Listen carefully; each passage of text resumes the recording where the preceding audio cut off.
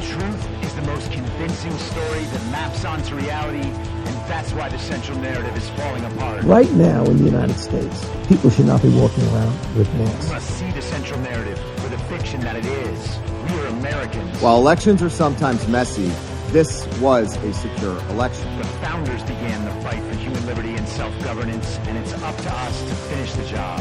I'll tell you what, we are in a truth emergency right now. This is the end game.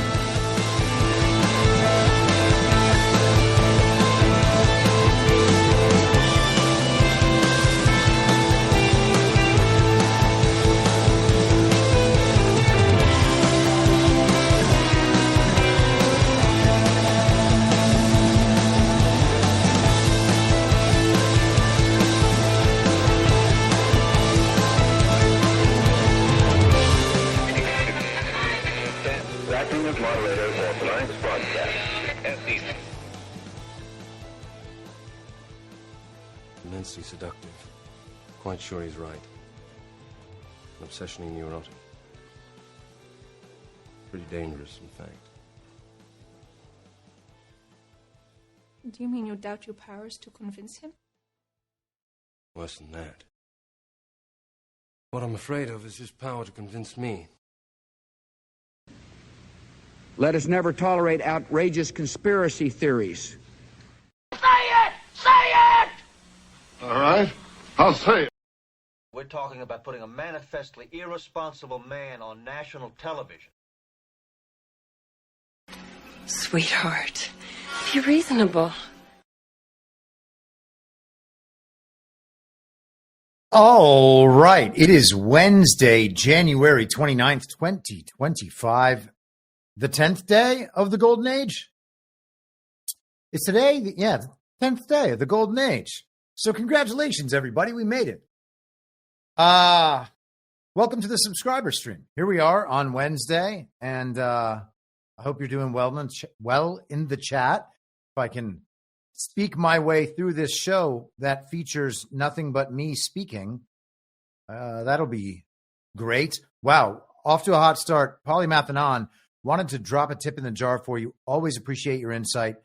Might have to watch replay later, but God bless Chris and everyone here. $40 Rumble rant. Thank you, my friend. Thank you. Snowcat Operator dropped a gift subscription for someone, as did Julie Beans and N The Dark. The Dark. So, okay. Well, thank you very much, everybody. Thank you for that. Thank you for the support, as always, on the subscriber stream. I could not do this without your support. Okay, so let's get into some of what's going on out there in the world. And I want to start beyond out there in the world into the farthest out there beyond the out there world. And of course, I'm talking about the black infinite void that exists just beyond some point in our atmosphere.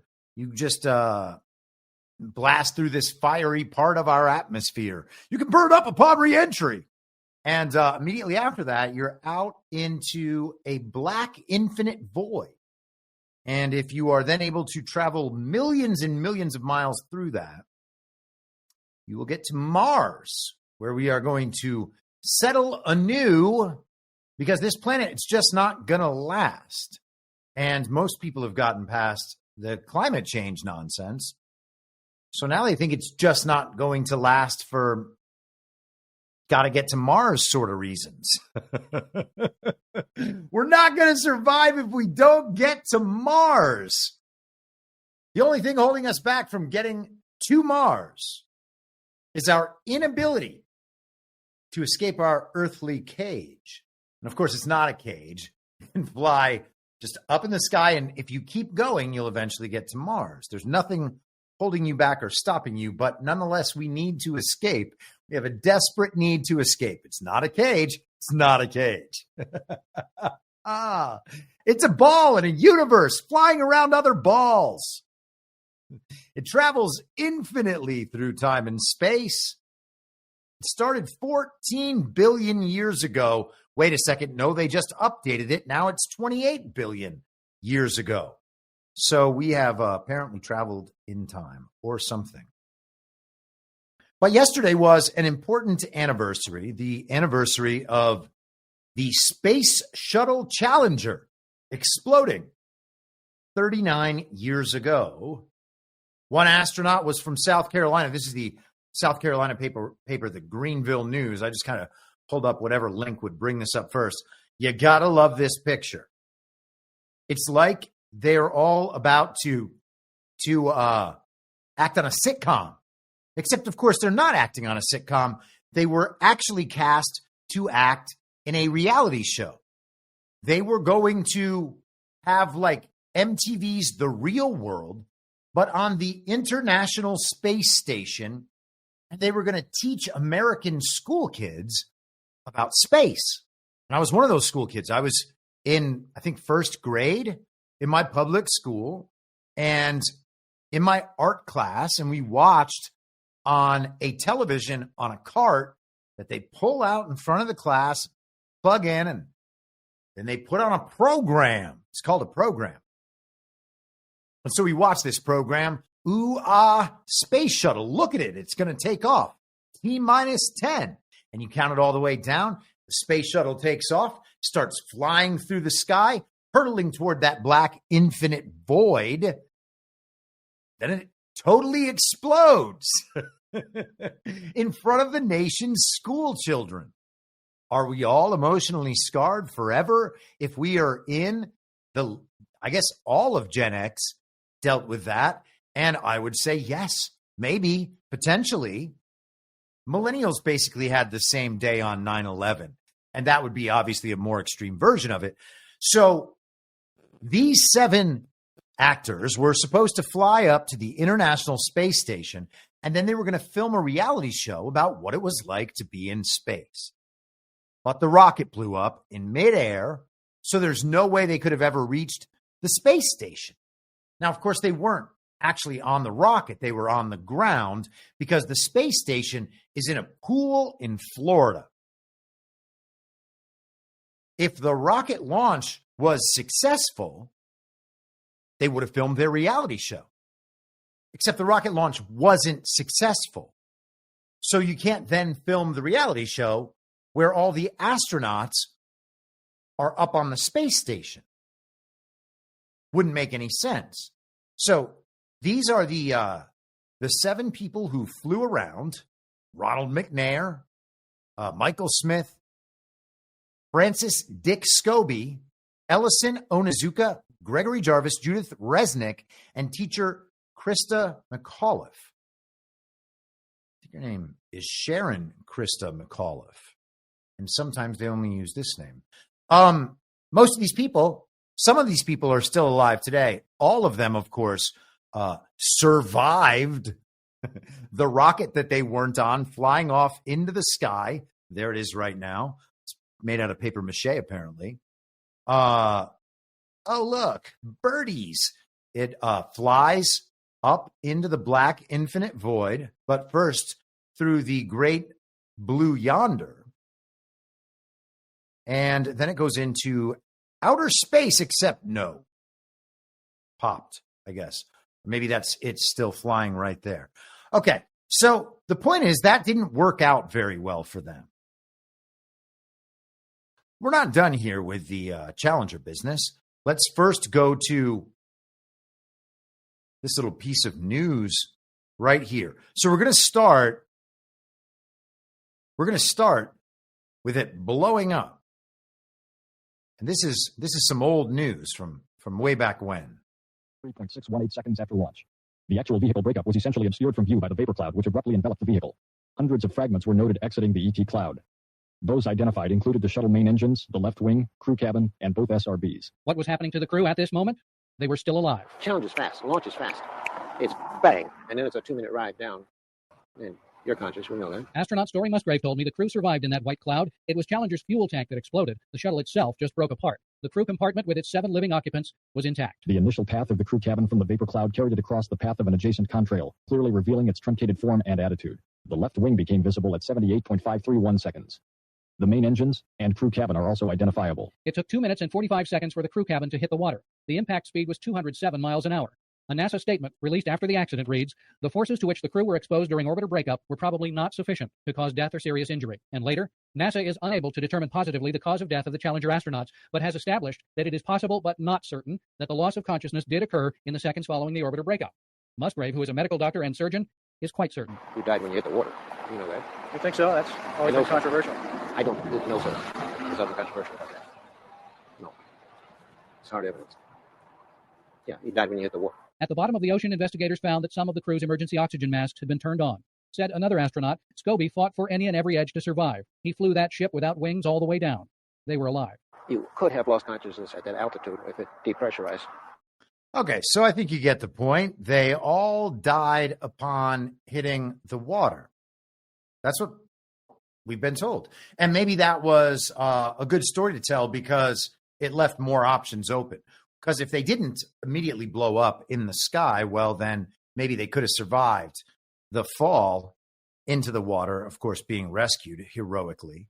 But regardless, it seems like so I don't know the ultimate truth of that. Let me be absolutely clear that I don't know the ultimate truth of what happened here, because we were shown something on TV, and that something that we saw on TV seemed to be really tragic.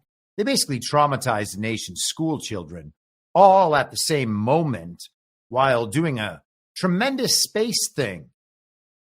How do people react? How did America react? Oh, no, this is a disaster, but space is still the great beyond. And we need to put more money into space always, because this is how we come up with all our other inventions. NASA thinks of just about everything. Therefore, we need to keep doing the space thing. Now, a lot of people over the years have made videos about the Challenger. And so I just pulled one quickly. Let's see how this goes. In 1986, the shuttle Challenger exploded about 74 seconds after takeoff, killing all 7 astronauts inside. Or did it? It turns out that 6 of the 7 are still alive and kicking today. Ellison Onizuka claims to be his identical twin brother, Claude. Yeah, I've got an identical twin brother, Claude, too. The Challenger pilot, Mickey Smith, hasn't even bothered changing his name. He's now Professor Michael J. Smith of University of Wisconsin. Now, Krista McAuliffe was a bit of a sneaky one. She was the Challenger payload specialist, quite famous for being a teacher. It turns out during her astronaut days, she was using her middle name, Krista. And now she goes by her first name, Sharon. And she's a Syracuse law professor. The Challenger commander, Francis Richard Scobie, is now Dick Scobie, which sounds like a rather unpleasant disease, CEO of Cows in Trees Limited. Judith Resnick, the Challenger mission specialist, again, hasn't even bothered changing her name. She's a professor at Yale Law. And finally, Ronald McNair, another Challenger mission specialist, claims to be his identical twin brother, Carl McNair. What are the odds? What are the odds? Well, I guess that they are pretty good, because it's definitely happened. So we have some twins, and then we have some people who changed their names or used, their middle name. Sharon Krista McAuliffe became Krista McAuliffe. And Judith Resnick, as that video just explained, here's Perplexity's entry on Judith Resnick from Yale Law. Same lady. They even have voice comparisons from the interviews that the astronauts, quote unquote, did before taking off in their deadly shuttle journey, comparing the voice of Judith Resnick to Judith Resnick. And you're like, oh yeah, it's just Judy. That's just Judy. I think Sharon McAuliffe, let me just check on this. Let me ask the machine, was Sharon Krista McAuliffe related to Terry McAuliffe? Because Terry McAuliffe was the Clinton hack. Oh, no, they're saying that it was through marriage to her high school sweetheart that name came to her. Was he related to Terry? Let's find out. No, they're saying no. Separate family. Okay, fine. We'll leave that alone. But everybody's going to have to make the judgment themselves as to whether or not they believe that the government would lie to them about something like this, and whether or not my explanation of what they were attempting to do is plausible enough. Do you believe that these people were still alive just because it was clear that they were still alive in the world? Or do you determine that there must be some explanation for why 4 of these people are just readily available in the world, or were at least that way a few years ago? Is there some justification for believing that these are different people, despite looking exactly alike, being the right age, etc., having all these same features? You can believe the official story, or you can believe this conspiracy theory. Now, if I'm right about what they intended to do, if there's no international space station to fly to and then film back a reality show in the mid-1980s, then they were never going to the space station. They were going to film the reality show in a pool or wherever they film the space nonsense that they show us now. But they couldn't sell that TV show, that reality show, if the rocket blows up in midair and everybody everywhere assumes that they're all dead. So the reality show failed. Then what do? Do you murder? You murder the 7 astronauts who were supposed to just be filming a reality show the whole time? They were going to be gone from their families for 6 or 7 months. Their families would probably occasionally visit them on the weekends or something when they weren't filming, but they would be on the space station for some period of time, and then they would come back and they would rejoin their normal lives, and everything would go on. They had a commitment of a few months or whatever. That was their job. That was their gig. And then they were going to come back and have a nice, fruitful, productive life. Heroes of the whole nation. They had done something really good. Yes, they had tricked everybody, but it was for everyone's own good and the good of the space program, which means the good of the U.S. military-industrial complex, which means the good of all of us and our safety forever and ever. So what do you do with them if the rocket blows up? Well, are they going to get out there and interact with people in the real world? Apparently the answer is yes. That's what they ultimately decided. Otherwise, they would have had to just murder them all. We'll pay you a lot. We'll give you nice jobs, cushy jobs. You can work at Yale Law School. I mean, they just say whatever over there. It's all cocaine's. It's all cocaine's. It's all cocaine, homosexuals, and the Skull and Bones Society, and Vivek Ramaswamy and J.D. Vance somehow. And Ron DeSantis, for that matter. Ron DeSantis too, huh? Oh, gosh, it's crazy. How does it even happen? So you can just go teach at Yale Law. Just don't ever say anything about the whole spaceship thing. You're going to be someone else. You'll be you to all the people around you. But to everybody else, you're going to be somebody else. Can you do that? Can you do that? And in that time where there's no internet and people are just reading magazines and forgetting about the Challenger, I guess, eventually. I mean, we're all still scarred from having to watch it in elementary school, but hey, we're going to survive. So here we are 39 years on, and yesterday is the anniversary, 39-year anniversary of the Space Shuttle Challenger disaster. And so I want to talk a little bit more about space for a few minutes here. This story came out a week ago. This is from astronomy.com, very official. Astronomers just deleted an asteroid because it turned out to be Elon Musk's Tesla Roadster. How about that? Look at this picture. SpaceX. He put this is a fake person. Maybe it's one of his robots. Hey, look, he's wearing the same spacesuit as that spacewalker last year. Remember the spacewalk? We did a few episodes about space last year. First one was called A Pep in Your Step. APEP, like APEP. It's a pun. Then we had Sky Magic. Another one called What's Up. And then actually there's probably a fourth one where we talked about the moonwalker, the spacewalker, whatever you call him. So I'm just going to read just a little bit of this. On January 2nd, the Minor Planet Center at the Harvard-Smithsonian Center for Astrophysics in Cambridge, Massachusetts, announced the discovery of an unusual asteroid designated 2018 CN41. First identified and submitted by a citizen scientist. Oh, wait a second.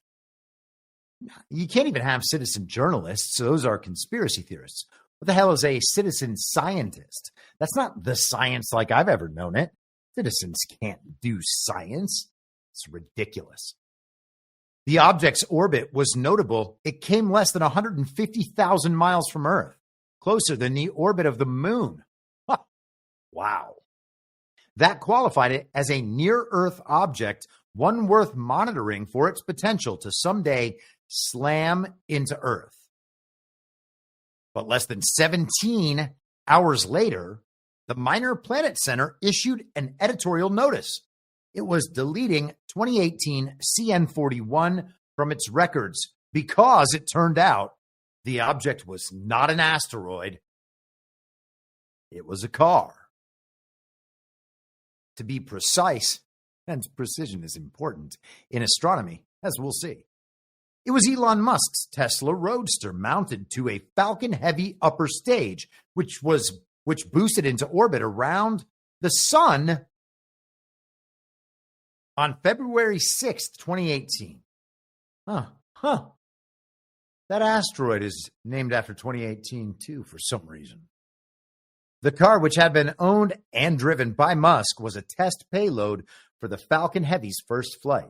At the time, it received a great deal of notoriety as the first production car to be flung into space, completed with a suited-up mannequin in the driver's seat named Starman. Okay, so they identified an asteroid. And whoops, it wasn't an asteroid. It was Elon Musk's car. Here we have let me give you just one more headline about the car asteroid. Just want to really hammer my point home here. This is Newsweek, just from 2 days ago, Monday. So we had the story a week ago in astronomy. It moves through on the info stream. Mysterious new asteroid turns out to be a Tesla Roadster in space. Wow. How about that picture?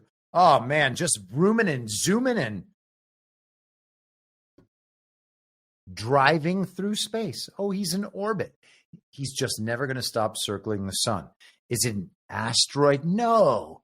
It's Starman in his radical Tesla Roadster. And he flies off through space. Here's SpaceX letting us know Starman's current location. Next stop, the restaurant at the end of the universe. Very, very serious. See, this Starman goes here. Mars goes there. Maybe Starman will just hit the orbit of Mars right here or right here because it's on a two-dimensional plane, of course. And this happens in the black infinite void because of gravity from the sun. So we have Mercury, Venus, Earth, and then Mars, and then Starman. And he flies around the whole thing. He's outside of all these orbits and sometimes even Mars's. Wow. Gosh. Amazing driving. Amazing driving. Maybe he's even maybe that's even one of those self-driving Teslas. You see that? Just orbit, never goes off course. That's how they figured it out. So this is Elon Musk speaking, by the way, about that exact event. When he flung that Tesla Roadster into outer space. Here's what he said. What was going through your mind? How amazed were you to see your Roadster up there with Starman just cruising along with the blue planet? And how long will we be getting live views, do you think, from the car? Well, I think it looks so ridiculous and impossible. And you can tell it's real because it looks so fake, honestly. Like, we'd have way better CGI if it was fake. It's so ridiculous. You can tell it's real because it looks so fake. If we were going to fake it, we would use way better CGI. Except that's not true. Because they don't need better CGI. People will believe absolutely anything if they're told it's science. And they're told that there's a scientific explanation for how it all works.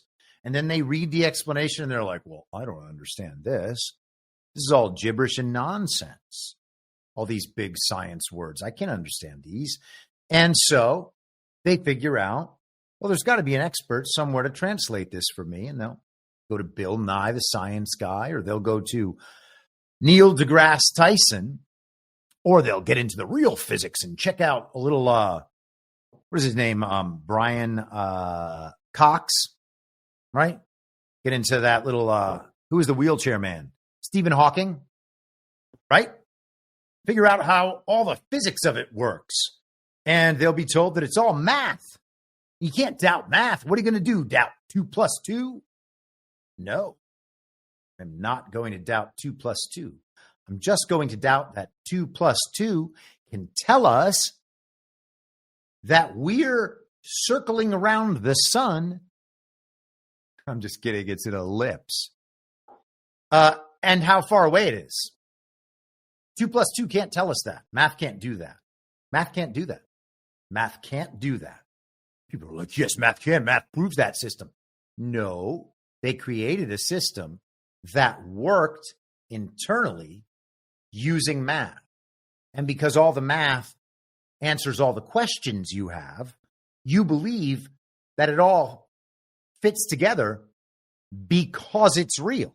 The only way it could fit together like this is because it's real. But of course, that's not true. You could create entire systems that are 100% fictional that nonetheless fit together. That's entirely possible. Every fictional book does exactly that. They don't do it with math. They do it with words and ideas so that the world they create makes sense to everybody. They literally call it world building in fiction and in, screenplays and movies. It is entirely possible to create a system and mathematical methods that explain something we observe in a way that is the opposite from how we observe it. And that's exactly what they do. And I don't want to linger too much on that part. But let's summarize what we've gone through. Yesterday was the Challenger anniversary. A week prior, they discovered that something they thought was an asteroid is actually just Elon Musk's Roadster, and published it pretty widely in the days leading up to yesterday. And then what happens yesterday? Well, here's what happens yesterday. This is Donald Trump in Truth Social. We're on Truth Social? In or on? I have just asked Elon Musk and SpaceX to, quote unquote, go get the 2 brave astronauts who have been virtually abandoned in space by the Biden administration. They have been waiting for many months on the space station. Elon will soon be on his way. Hopefully, all will be safe. Elon will soon be on his way. Good luck, Elon. That is amazing, is it not? They've been virtually abandoned. Now, a lot of people think that it's strange that he said virtually, that maybe that's some allusion to the fakeness of all this, of course. The go get, in quotes, would indicate the same thing. Are we going to see Elon fly up there in the rocket himself and save those 2 idiots that they keep broadcasting as being stuck in space? Is that going to happen? That would be absolutely amazing. That would be absolutely amazing. Okay. Checking on the chat here. I was like confused for a moment. I was like, is he being sarcastic? Turned out he was. Everything's okay. You never know who's going to get triggered with the space stuff, man. But to summarize, Trump announced that Elon Musk is going to, quote unquote, go get the astronauts who were virtually abandoned on the same space station that the Challenger astronauts were supposed to be flying to 39 years ago on the anniversary of them doing that. And a week prior, the Spacemen told us, oh, hey, that thing we thought was an asteroid, it's Elon's car. Guess we just got that one wrong. Well, sorry, everybody. Why does anyone accept any of this? And the answer, of course, is because they're in the party of false decorum. And I'm not trying to insult anybody. I know it takes a long time for some people to let go of certain beliefs, okay? But you got to understand, when you have a belief like this and you hold on to it for social reasons, you don't want to admit that you got fooled by something like this. I got fooled by something like this my entire life. I got fooled by exactly this my entire life. Dinosaurs? I never questioned dinosaurs. I never questioned a lot of things. We've all gotten fooled. The point is to be fooled for as short a time as possible. Okay? We got hoodwinked. We want to stop getting hoodwinked. The entire purpose of all of this is to stop getting hoodwinked by the government and other people looking to exploit you after tricking you. That's been our condition for our entire lives. You know how you can take a tennis ball with a dog who loves going to fetch a tennis ball, and you can pretend to throw that tennis ball, and the dog thinks you really threw it, so the dog will run down and chase the tennis ball, and you're tricking the dog, and the dog doesn't really care because the dog likes running around. Maybe the dog just is too dumb to figure it out or something. I would never say that about a dog. I'm just saying maybe it's possible, I guess. I often consider whether my dog is a super genius, and I try to talk to him with that sort of respect while also picking up his shit out of the yard. But if you are continually tricking the dog for your own amusement, and you are not just a child who's going to grow out of that sort of behavior, you might eventually wonder if that behavior is just malicious, and it's because the dog is such a lesser creature intellectually that you don't feel anything about tricking it all the time.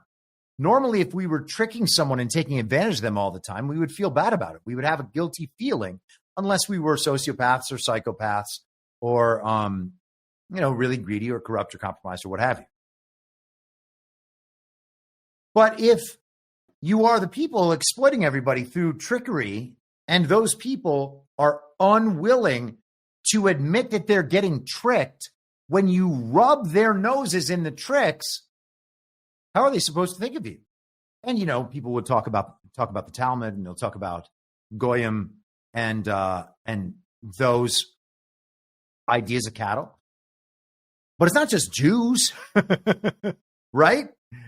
There is an entire society of people, the party of false decorum, people who rely on their reputation and doing favors for more powerful people in a social hierarchy to advance in their lives, exploiting whoever they need to in the process. It's not just one ethnicity doing that. It's all of them. It is a moral condition, and it's, a thing that is acceptable among people in the party of false decorum and among scientific materialists broadly. And we can talk about where those, where the roots of those things are if we want to go back historically. But we can see that throughout all time. It's all peoples coming together, very small groups of people, relatively speaking, to exploit everybody else because they're unwilling to resist their own exploitation.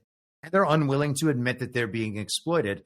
And part of that is because there are such powerful social incentives to align with the consensus about at least a few things so that we can signal to one another, yes, I understand I'm part of the club. Yes, I understand that those people over there, they're not part of the club, okay? They will not bow down before any of the beliefs. It's okay if you're not going to bow down before every one of the beliefs. As long as you serve the regime properly, the party properly, then you can make your way through life if you're disavowing some of the beliefs from authority within that consensus, within the party of false decorum. But there are some that will get you ostracized still, even after the last 5 years. And of course, this is one of them. Space is one of them. Dinosaurs is one of them. These are things that we learned about and have been beaten into our heads for our entire lives since we were little kids. These are things that we thought were fun to do with our parents. I remember going to the Space Museum. I thought that was the coolest thing ever. I remember going to the Museum of Natural History and seeing the dinosaur skeletons and then buying puzzles that would, like little wooden puzzles where you could rebuild the dinosaur skeletons. I thought all that stuff was the coolest thing in the world.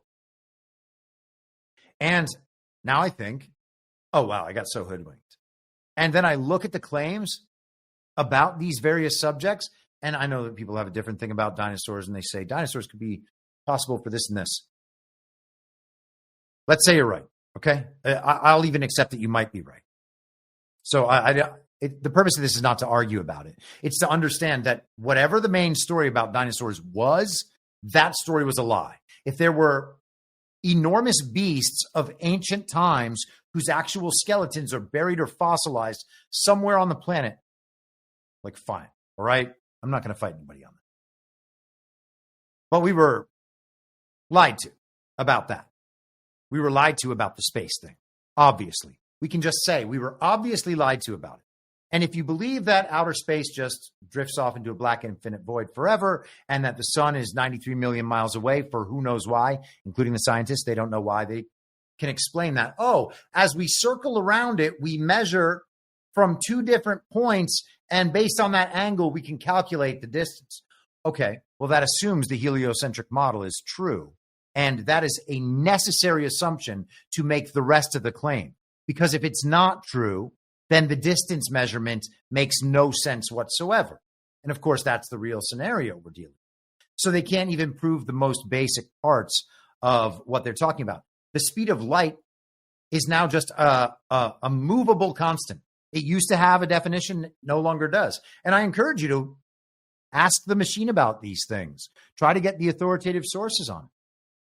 It's the same as the virology or any other field of science where they eventually drift off making all of these mystical claims, which, by the way, are just 100% rooted in Kabbalah, as we've discussed before.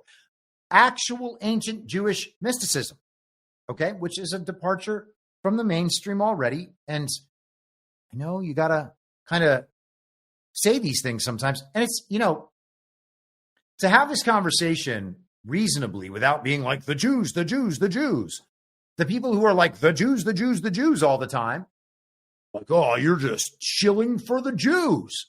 Well, no, I'm not. I'm trying to separate things so that they are understandable instead of placing them all under one giant umbrella where you just end up as the other side in the controlled opposition dynamic, which is exactly how it's been throughout all of history, which is why it never gets solved. So that's the reason. But these space claims, many of these scientific claims, are just rooted in Kabbalah. And yet everybody believes them.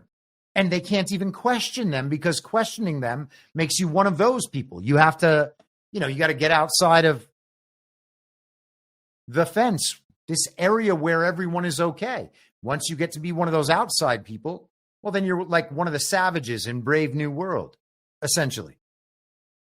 So on the anniversary of the Challenger, we have Donald Trump promising to send Elon Musk to space to quote unquote go get the virtually abandoned astronauts on the International Space Station or on, whatever sky city they've created up there. Let me make sure that we're talking about the correct space station here.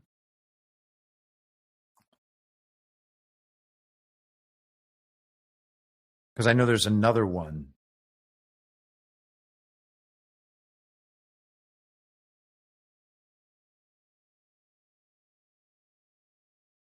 Hold on a second.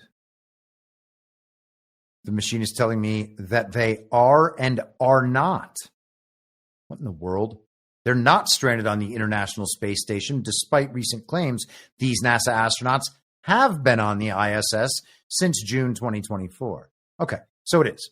We can skip the machine's own confusion. But the same space station that the Challenger astronauts were supposed to film their reality show from, unless I'm mistaken about the exact details of that. Regardless, there is a reason the stories are out at the same exact time. And to discount that story, the spacemen are shown to be incompetent. We thought this was an asteroid. It turns out that it's Elon Musk's car. So space junk, let's get back to space junk for just a minute. We're going to learn about space junk. Someone on Telegram sent me this in the chat yesterday. CNN Science, December 27th. CNN is now a pay site, so I have to use the archive version. With space junk clouding Earth's orbit, are we barreling toward Kessler syndrome? Oh, no. For years, space traffic experts have raised alarm bells about the increasing congestion. Earlier collisions, explosions, and weapons tests have resulted in tens of thousands of pieces of debris that experts are tracking and possibly millions more that cannot be seen with current technology. Well, oh no, we can't track those. So I guess if we think the coast is clear, it's not clear. Whoops. And while astronauts may be a top concern, congestion in orbit is also hazardous to satellites and space-based technologies that power our everyday lives, including GPS tools, as well as some broadband, high-speed internet, and television services. The number of objects in space that we have launched in the last 4 years has increased exponentially, said Dr. Vishnu Reddy, a professor of planetary sciences at the University of Arizona in Tucson. So we are heading toward the situation that we are always dreading. Okay, there's too much stuff in space, and you can't track it all well enough. Skipping down. For the most part, an object must be larger than a tennis ball to be tracked. Okay, so that's a pretty tiny object. Certainly much smaller than a car. The remaining objects are too small to reflect light or in distant areas of orbit that are difficult to observe directly. Even with today's best sensors, there are limits to what can reliably be seen or tracked, and smaller, that's quote unquote seen, and smaller space debris is often untrackable. But small objects can still pose significant threats. In orbit, objects whirl around so fast that even a fleck of paint is capable of smashing through metal, according to NASA. Wow, one little fleck of paint moving at 17,000 miles per hour. That means any piece of junk left in space is deeply concerning and potentially catastrophic. Okay. Skipping down again, though there are ongoing efforts to calculate where, when, and how a ripple effect might kick off, it's an impossible task, Purdue's Pruya said. As soon as we're predicting into the future, we have to make assumptions. He said, every model is wrong, but some are useful. Well, that sounds like the COVID models from the very deadly pandemic, or the climate change models, or really just any model. And of course, our entire future is being not only plotted out on the basis of models, but justified on the basis of models, even though models are always wrong. Why? Because they're a bunch of random assumptions meant to drive a certain result that will justify an agenda and the funding of that agenda, or why the agenda is still worth doing despite the fact that it's failing and wasting all the money.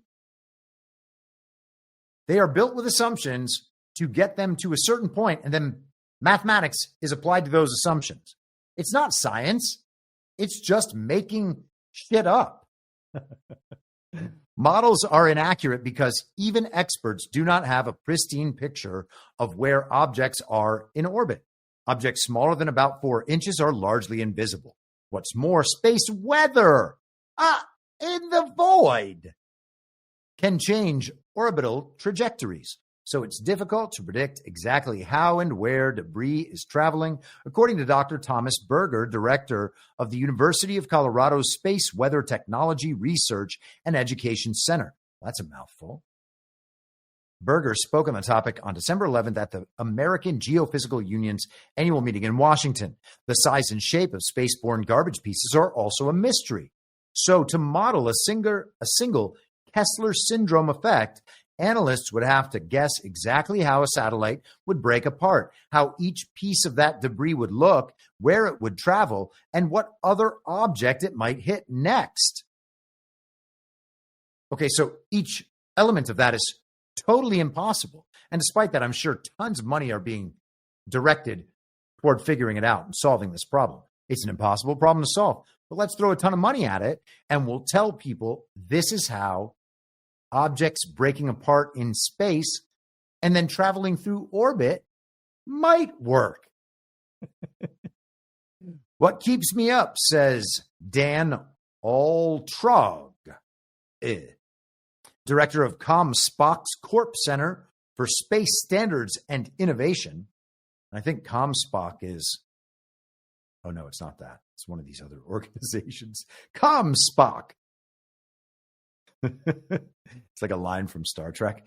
So what keeps him up is that the data is not accurate enough to allow you to actually avoid the thing you think you're avoiding. Okay. So they don't know anything about the problem that they are experts in. They just admitted they don't know anything about it. They're trying to figure out ways that theoretically a model might be able to tell them something about this problem that is not real, that they don't know anything about. They have instruments that give readings that suggest that's what that is. Are they in low Earth orbit? To be clear, I'm not suggesting that there cannot be objects in the sky that move around in the sky and maybe they float up there. I don't know. Sounds like bullshit, but hey, maybe. I don't know how everything works. I don't claim to know really how anything works. But I do claim to know when I'm being lied to, at least some of the time. And if you don't think you're being lied to about space all the time, I don't know what to tell you. I would, by the way, encourage everyone to watch General Quast on the Daily Herald on Badlands Media. It's like 28 minutes into John's episode from yesterday, January 28th. And General Quast comes on to talk about Trump's executive order announcing the Iron Dome for the United States of America. And John asks him, what's up with the Iron Dome? And General Quast gives an answer about how it's basically kind of an umbrella that contains a bunch of military technologies and tactics under the name of Iron Dome. And Iron Dome is basically a powerful phrase that implies protection in a narrative sense. And Donald Trump, as a master of narrative, is offering this as a solution to a problem. Well, what's the problem? Being attacked by intercontinental ballistic missiles, or nukes. And if we have an Iron Dome in place, if we've told the public there's going to be an Iron Dome, well, then you've provided a narrative defense against a narrative weapon. And a nuclear weapon is a narrative weapon, not a real weapon. So you need a narrative defense against it. And once the narrative defense is in place, well, then the narrative weapon is neutralized. And we're going to talk about that in the realm of AI in a little bit. But a narrative defense for a narrative weapon. If it was a real weapon, could you use a narrative defense? Probably not. Donald Trump talked last week about denuclearizing in the World Economic Forum speech. He said that Russia and China were on board at the end of his first term, but we know what happened. The election was rigged and stolen, and Donald Trump stepped away. And so the illegitimate Biden administration was unable to denuclearize the world. In fact, they continued to instigate event after event that would have led us closer and closer to the precipice of nuclear war. That's what we were told over and over again. Russia has sent missiles into Poland. They are a NATO country. So under Article 5 of NATO, this means we need to engage in kinetic hot war with Russia. Russia is going to attack this or that nuclear facility, Zaporozhye, or even Chernobyl, which we got at the beginning of the whole Ukraine adventure. There was still going to be some nuclear fallout from Chernobyl. I don't know if you remember that. You can still look it up. Oh, Chernobyl's been inactive for decades, so there's no problem probably, but it's possible that there could be some problem. So it was just a constant threat of some nuclear issue over time.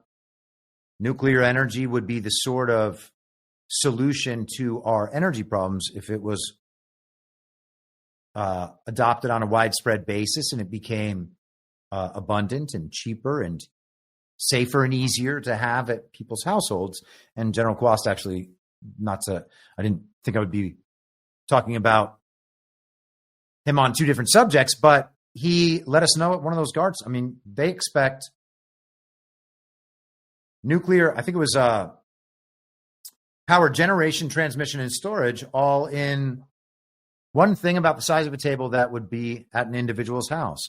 And if you think, kind of sounds like Elon Musk's, Tesla energy cells, the kind of next wave of technology that they're talking about with batteries and with storage. You can see how these things are moving forward.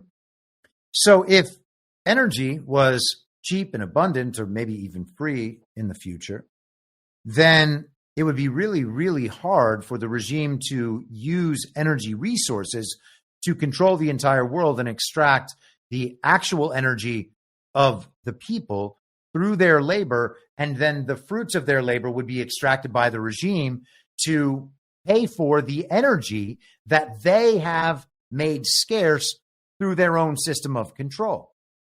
So nuclear energy, if it was cheap and abundant and maybe even free, or any kind of energy for that matter, would be an existential threat to the regime. So instead, it's inverted into a weapon, and then it's an existential threat to all of us if we don't go along with the global regime's agenda on a large enough scale. If they are engaged in what they tell us is a kinetic war with one of our major adversary countries, well, then we have to get behind the idea that we might get nuked and we might have to nuke them. And then once we do that, we relinquish the last of our control, all bets are off, and we essentially grovel and say, please save us from this existential threat. You can have all the power and money you need to do so. So that is a narrative weapon then against us. It's not a narrative weapon against China or Russia or any of these other countries that we might be told are adversaries. In fact, rogue states begin to get nuked, so it's always a threat to us. None of the other countries, they're not scared of us nuking them. But the people everywhere are scared of other countries nuking them. That's the point of the narrative weapon. And how are you going to defeat that narrative weapon with something, with what, a bigger narrative weapon? Oh, well, we got hypersonic missiles. Okay, give it a try. Is that going to do it? Can you destroy everything at one time with hypersonic missiles? Well, if you can, then we better start having kids in elementary school, as soon as they get done watching the Challenger explode, well, we're going to just pull a fire alarm and tell them to hide under their desks. I mean, that's what happened to us in public school during our state indoctrination. So we all believe it.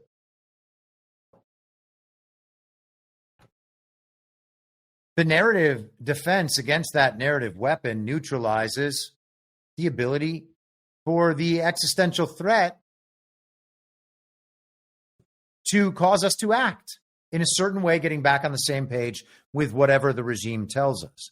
And it's hugely important that we're able to do that, because the regime will use the narrative weapon as a threat. They'll say, if you don't do X, Y, Z, if you don't believe X, Y, Z, well, then we're going to be at risk of nuclear annihilation, where you and everyone you know and everyone you love will be incinerated, you'll be turned into dust within a matter of seconds. That's what we're going to do if you don't give us all the power and give us all the money that we need. And so they've created other narrative weapons, other existential threats. We've talked about this a number of times. You got very deadly pandemics. You got climate change. Now you got AI.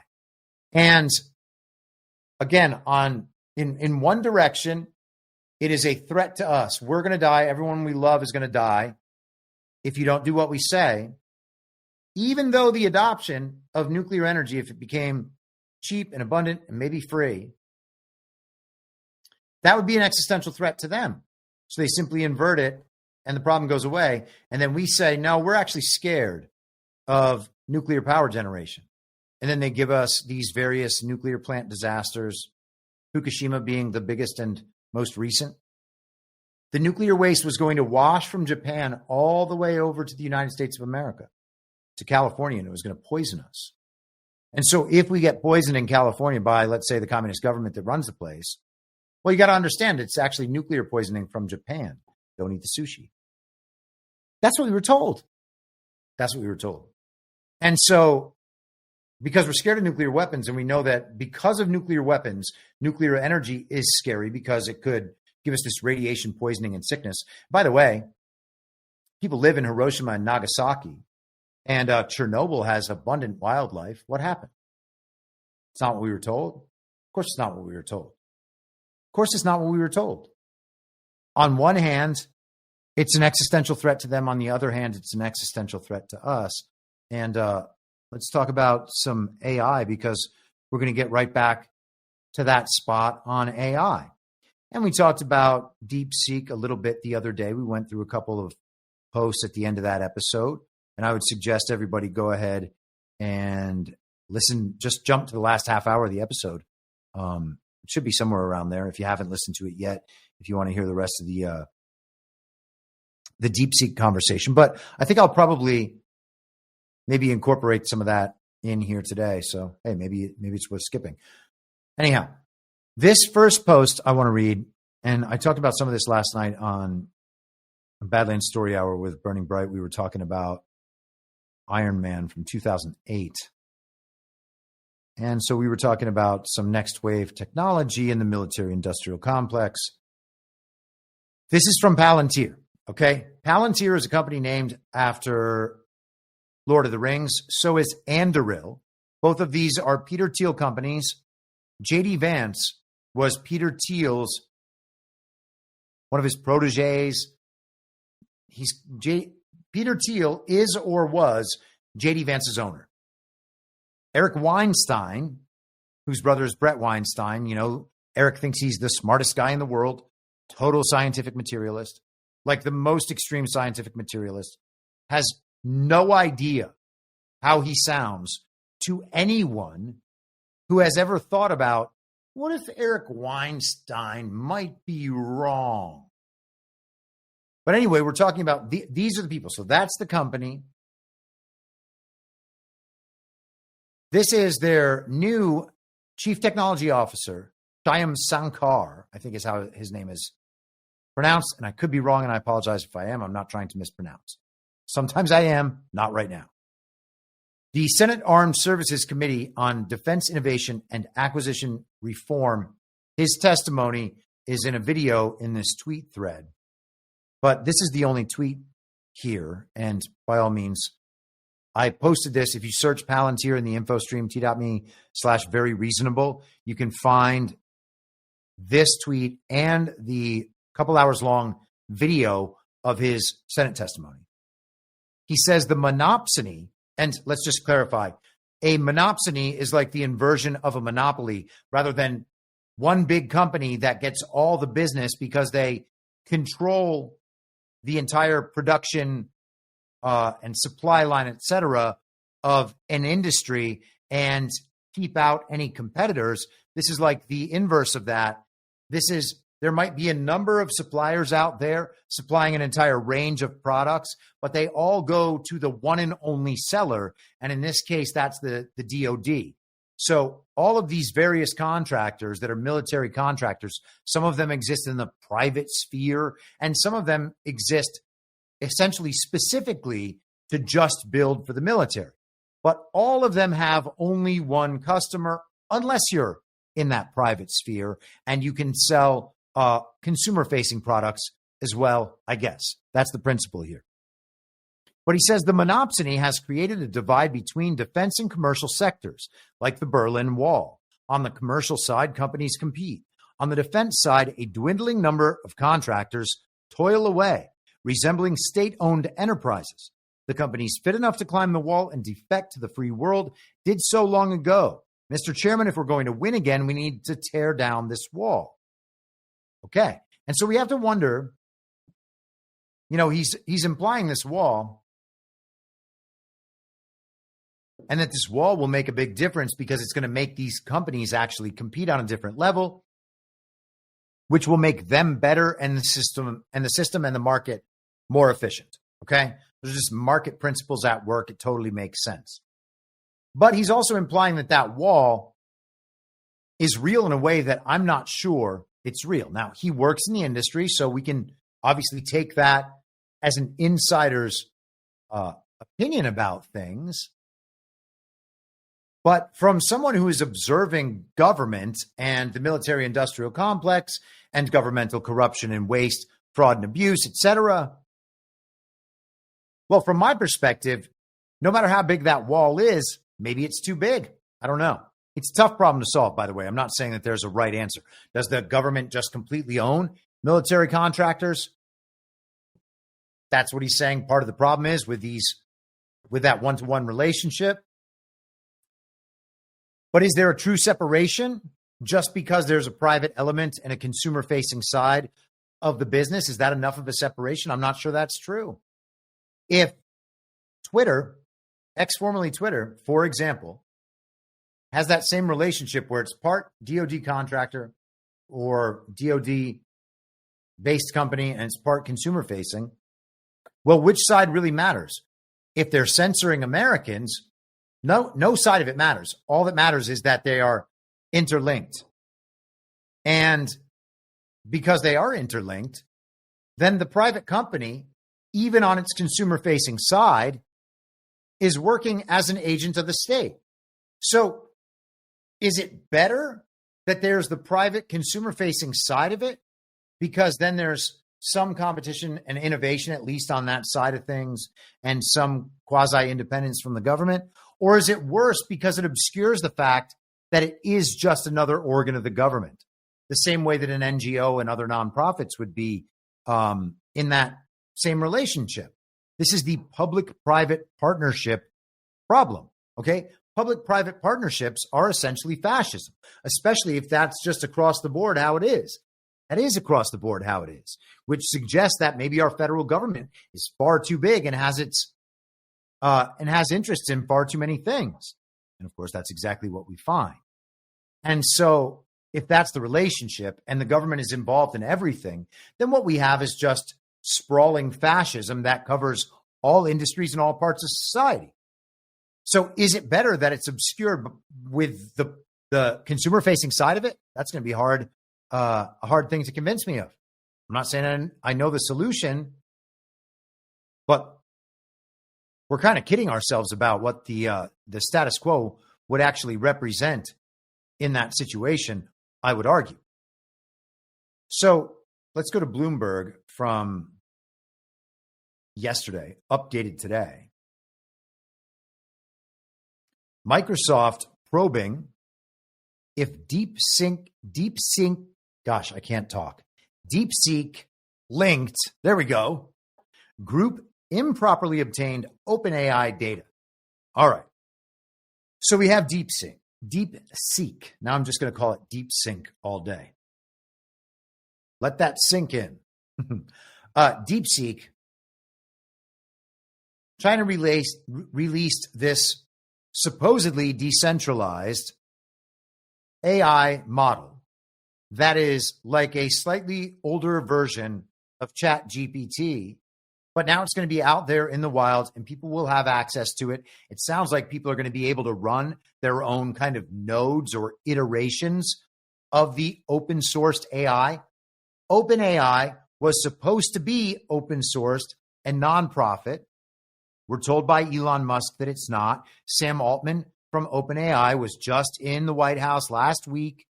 Trump was announcing this massive expenditure, almost like comically huge expenditure on AI data centers, putting Sam Altman front and center just days before all this happened. Is that a coincidence? Probably not. And so now OpenAI, as a response, is accusing DeepSeek of improperly obtaining their data. Oh, the Chinese have stolen this technology. Microsoft and OpenAI are investigating whether data output from OpenAI's technology was obtained in an unauthorized manner by a group linked to Chinese artificial intelligence startup DeepSeek, according to people familiar with the matter. Microsoft's security researchers in the fall observed individuals they believe to be linked to DeepSeek exfiltrating a large amount of data using the OpenAI Application Programming Interface, or API, said the people who asked not to be identified because the matter is confidential. So you have people who don't want to be named because they are releasing confidential information, and you just have to trust them, okay? They're releasing confidential information. You got to trust them. They're lying. They won't put their name on it. They won't become whistleblowers, but trust them. Microsoft security researchers in the fall observed, that's where we just were. Software developers can pay for a license to use the API to integrate OpenAI's proprietary artificial intelligence models into their own applications. And Gab AI is doing this, by the way. And so are others. They're using this DeepSeek and putting in and giving their users the opportunity to interact and interface with this thing. Microsoft, an OpenAI technology partner and its largest investor, notified OpenAI of the activity, the people said. Such activity could violate OpenAI's terms of service, or it could indicate the group acted to get around OpenAI's restrictions on how much data they could obtain, the people said. So maybe they did something wrong, a lot wrong and illegal, or maybe just a little wrong. DeepSeek earlier this month released a new open source artificial intelligence model called R1 that can mimic the way humans reason, upending a market dominated by OpenAI and U.S. rivals such as Google and Meta Platforms Incorporated. The Chinese upstart said R1 rivaled or outperformed leading U.S. developers' products on a range of industry benchmarks, including for mathematical tasks and general knowledge, and was built at a fraction of the cost. The potential threat to the U.S. firm's edge in the industry sent technology stocks tied to AI, including Microsoft, NVIDIA, Oracle, and Google parent Alphabet Incorporated, tumbling on Monday, erasing a total of almost $1 trillion in market value. Isn't that incredible? So, OpenAI and Oracle, two of these companies, were at the White House last week. Google was at the inauguration. Sundar Pichai was at the inauguration. And then Microsoft, Bill Gates, whoever, NVIDIA, I don't know if there's a Trump crossover there recently. We'll find out. But Meta was just there as well. So all these big tech companies, almost $1 trillion in market value. How much did Donald Trump say that they were going to be moving into the U.S. government to build data centers? Oh, it was like $500 billion plus Masayoshi Son's 100 or 200 extra billion on top of the 500 billion. Isn't that amazing? So those companies are getting drained of this massive sum of money. And then all of a sudden, all that money is going to be pushed into AI data centers because they need so much money and they need so much data and compute power to do all this AI stuff. And then a few days later, an open source AI gets released into the world, destroying the value of their companies and doing the thing they need all the money and all the compute for at a fraction of the cost and a fraction of the energy and data usage. Is that a coincidence? And the answer is, I think, pretty obviously by now, no, it's not. And again, these are things that people are going to have to decide for themselves. Do you believe the story as it's being told to you and being displayed to you? Or are you able to put these things together, see what the big picture is, follow the big picture over time as new events emerge, and come to your own conclusions? Because that is what we are always attempting to do here.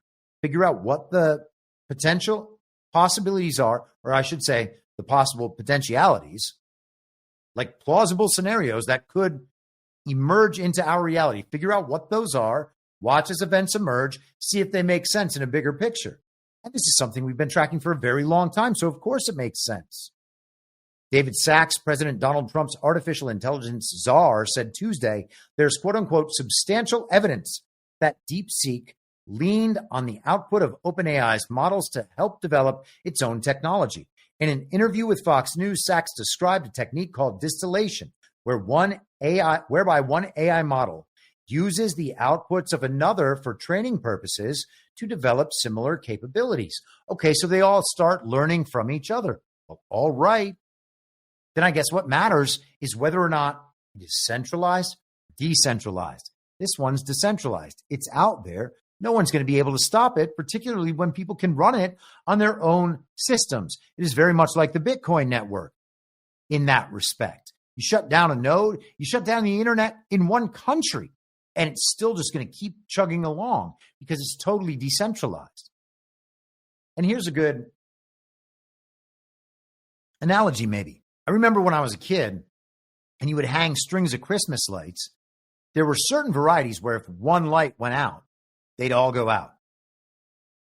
And this is like, it used to be in, people would do stand-up comedy about this phenomenon. And then there were other kinds you could get where one light would go out and you could replace that bulb, but the rest of the lights would stay on the whole time. The thing would keep working. Okay, so you see two different models there. And one of them is clearly better than the other if there's a chance that the little nodes or those little light bulbs are going to go out. And by the way, speaking of the childhood and the Christmas lights, we are basically afraid to tell other people at this point that like Santa Claus isn't real. And that's so weird. We're like, let the normies wake up on their own. If an adult still believed that Santa Claus was real and it came down the chimney and delivered all the Christmas presents, so he was still leaving cookies out for him, no kids or anything. And that's kind of weird too, but whatever, you do your own thing. If someone still believed in that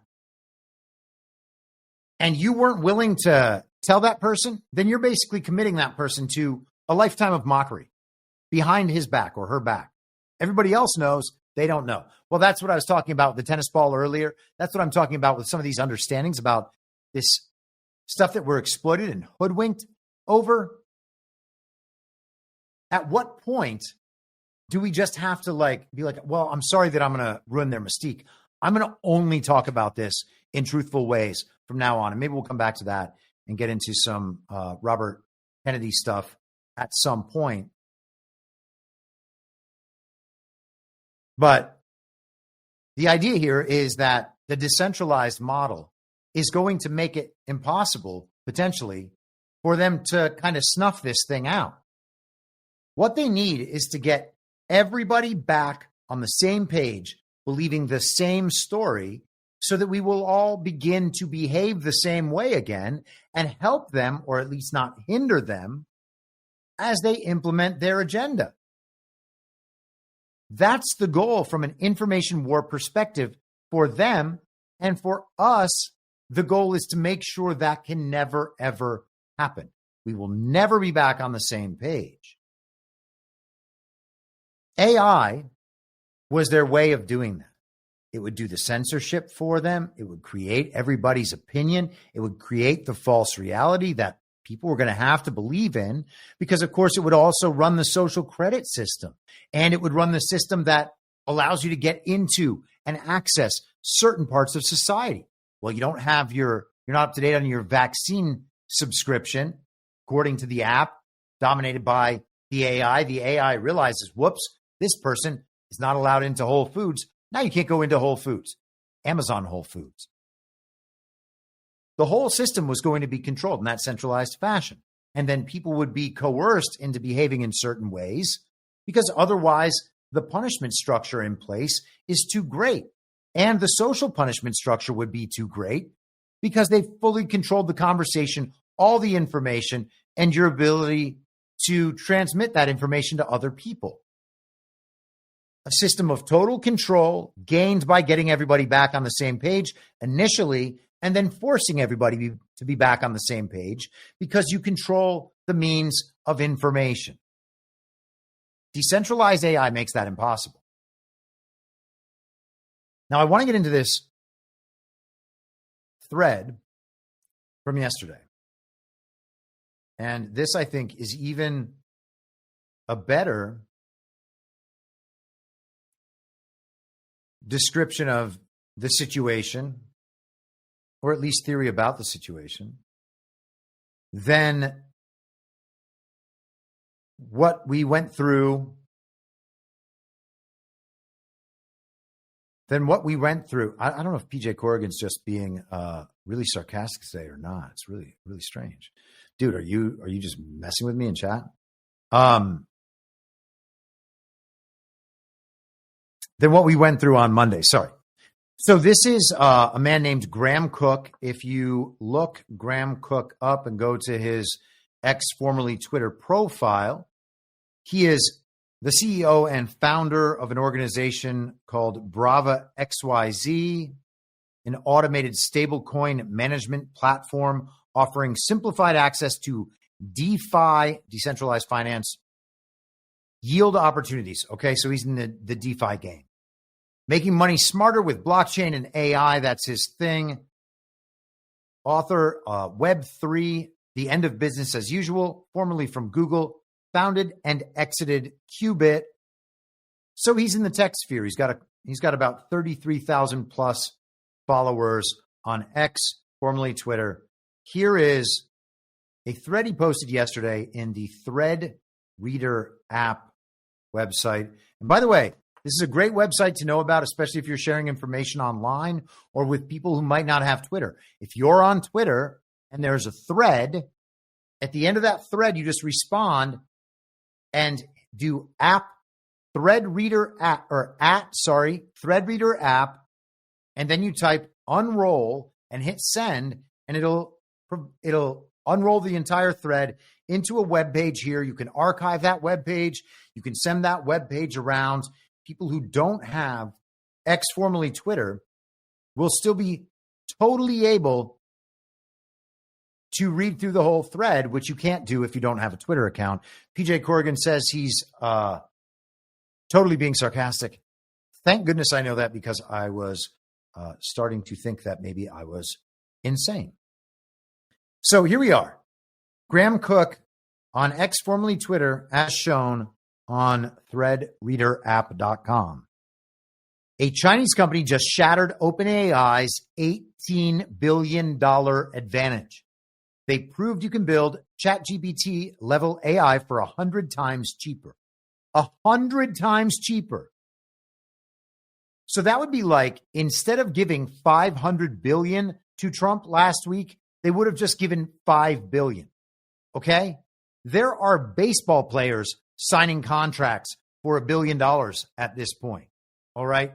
So $5 billion, while being an absolutely extraordinary amount of money, is,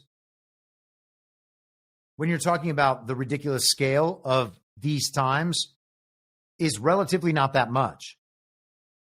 100 times cheaper. And it's about to trigger the biggest market crash since the dot-com bubble. Here's why the Chinese are keeping this a secret. For the past 5 years, the AI industry has been built on one core assumption. Building powerful AI requires massive resources, huge data centers, thousands of engineers, billions in funding. That assumption just got shattered. And so let's go ahead and we'll watch this video.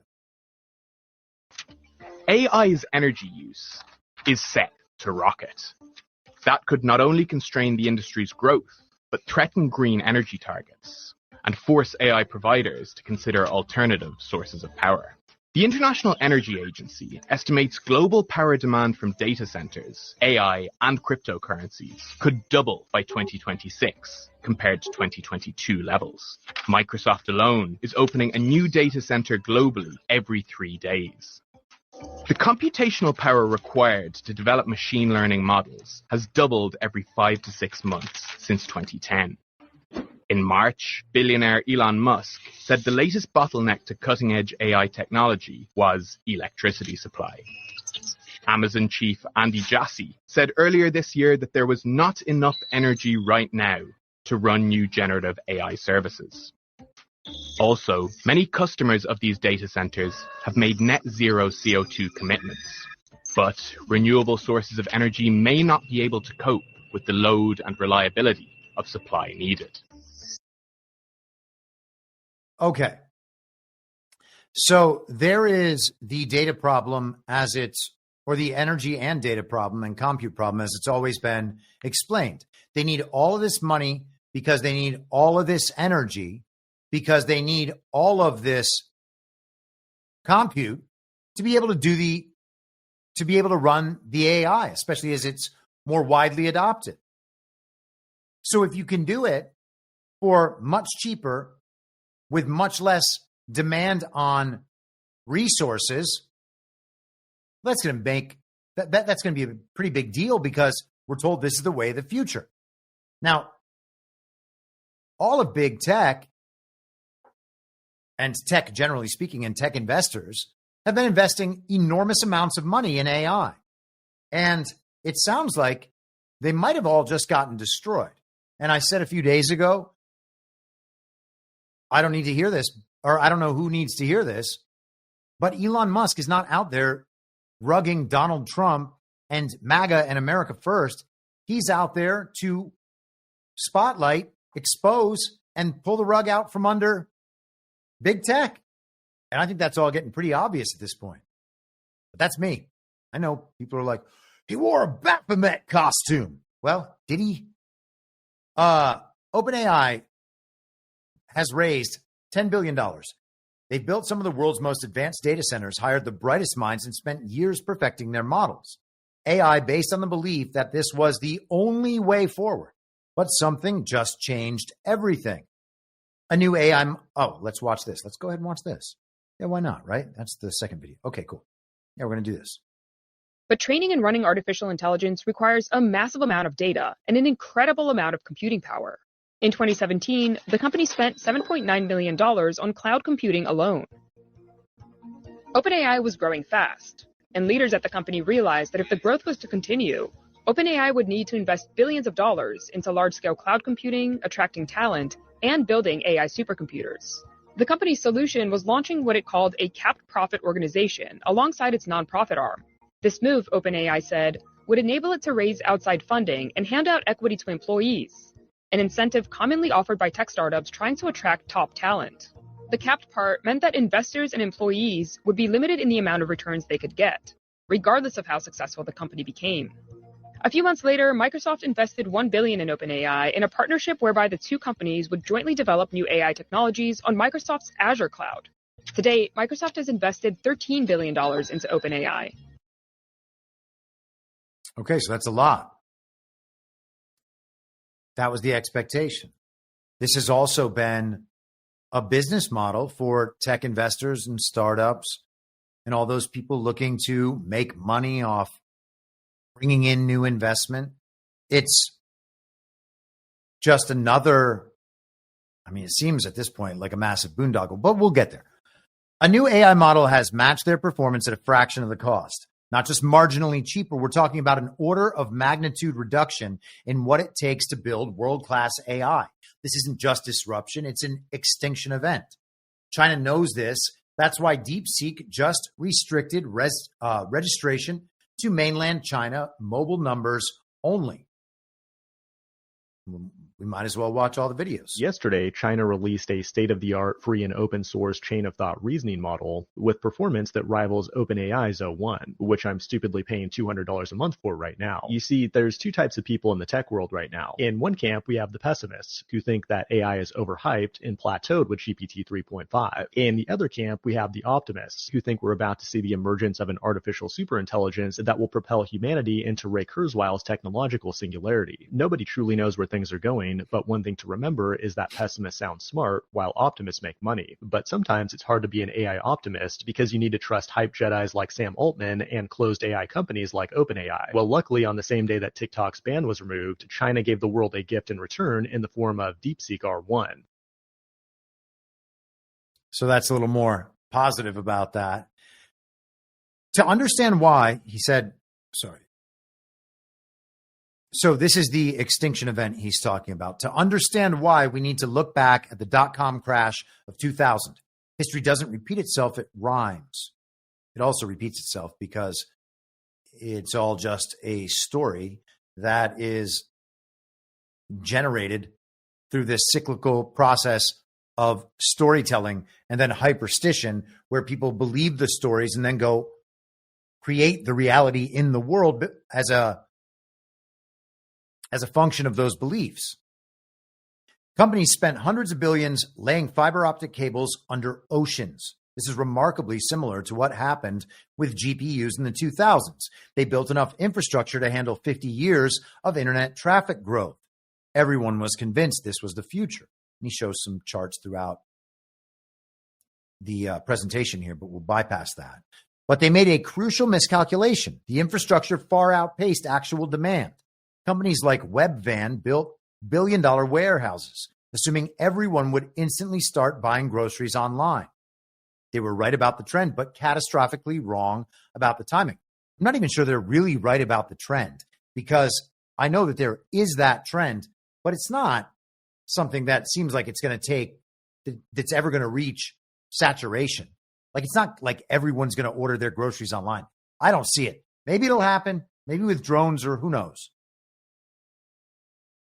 That is a universal law of disruptive technology. Eventually, supply exceeds demand and the cycle resets. Let's add computer access to that timeline. Households in the US with a personal computer went from 8% in 1984 to 36% in 97 to 51% in the year 2000. But even in this early internet, entrepreneurs saw a field of opportunity.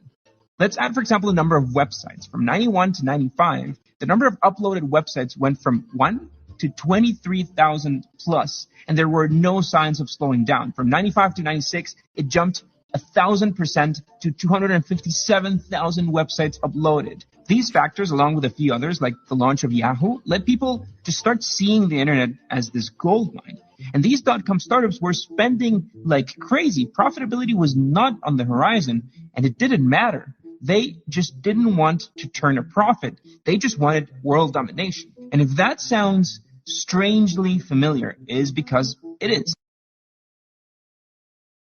When reality hit, it was brutal. Stock prices collapsed. Companies went bankrupt. Trillions in value vanished. Trillions. Today's AI boom is following the exact same pattern, but the numbers are even more shocking. Hype cycles come and go. The metaverse, Web3, crypto. What about the mother of all tech cycles, the .com bubble and burst? So right now, are we in the middle of another one with generative AI and ChatGPT? Stocks like NVIDIA and Microsoft, they are at all-time highs. And those stocks, in turn, have driven the S&P. The 7 biggest tech stocks are responsible for functionally all of the S&P stock gains in 2023. So if this feels like a moment of gigantic hype, you wouldn't be mistaken. But so was 1999. You remember when we'd go to cocktail parties in 1999 and 2000, and everybody and his brother, mother, sister, uncle, cousin would be asking you how to get in on this. I will never forget going to a Chinese restaurant in Asheboro, North Carolina, and the waiter asking me about CMGI. Hype cycle. Oh, apologies. Well, that's kind of amazing. Let's also go back to this where they have the logos. How about that? So you have the apple with a bite out of it, the infinity symbol for Meta, the swirl for NVIDIA, Gosh, man, what a strange world we live in. Let's continue though. Sequoia predicts the AI industry needs $600 billion in revenue to justify current investments.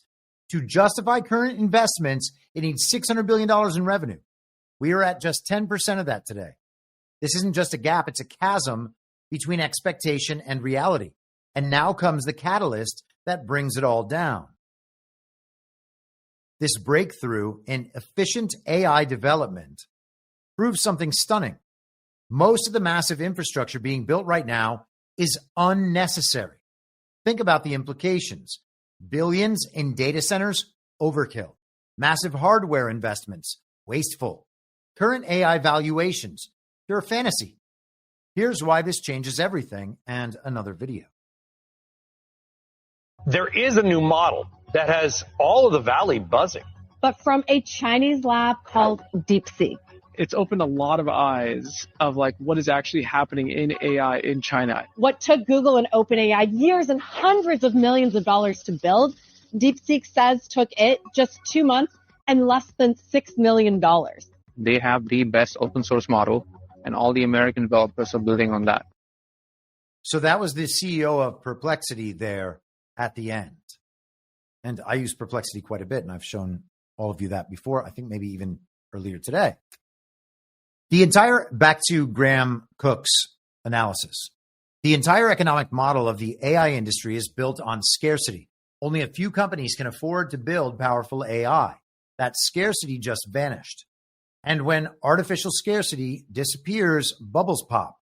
Just like the internet in 2000, AI is about to enter its trough of disillusionment. Not because the technology doesn't work, but because we've built an entire industry on assumptions that are no longer true. History tells us what happens next. After the dot-com crash, something fascinating happened. When the media declared the internet dead, the real revolution began.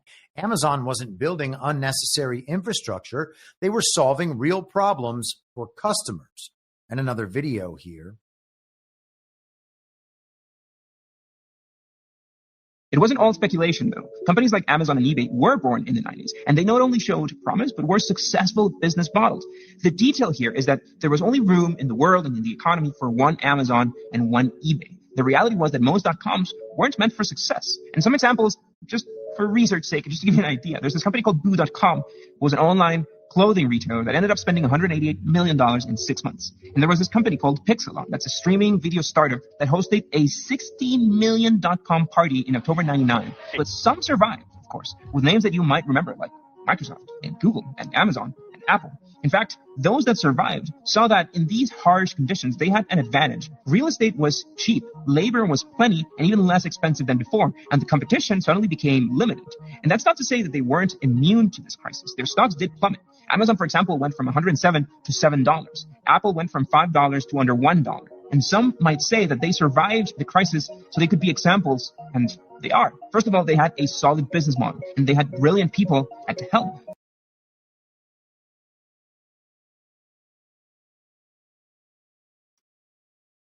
Totally. Or perhaps they were just chosen by the defense industrial complex and the intelligence community as the winners, or maybe they won through their own merit, or maybe they were started as a part of DARPA or the military industrial complex.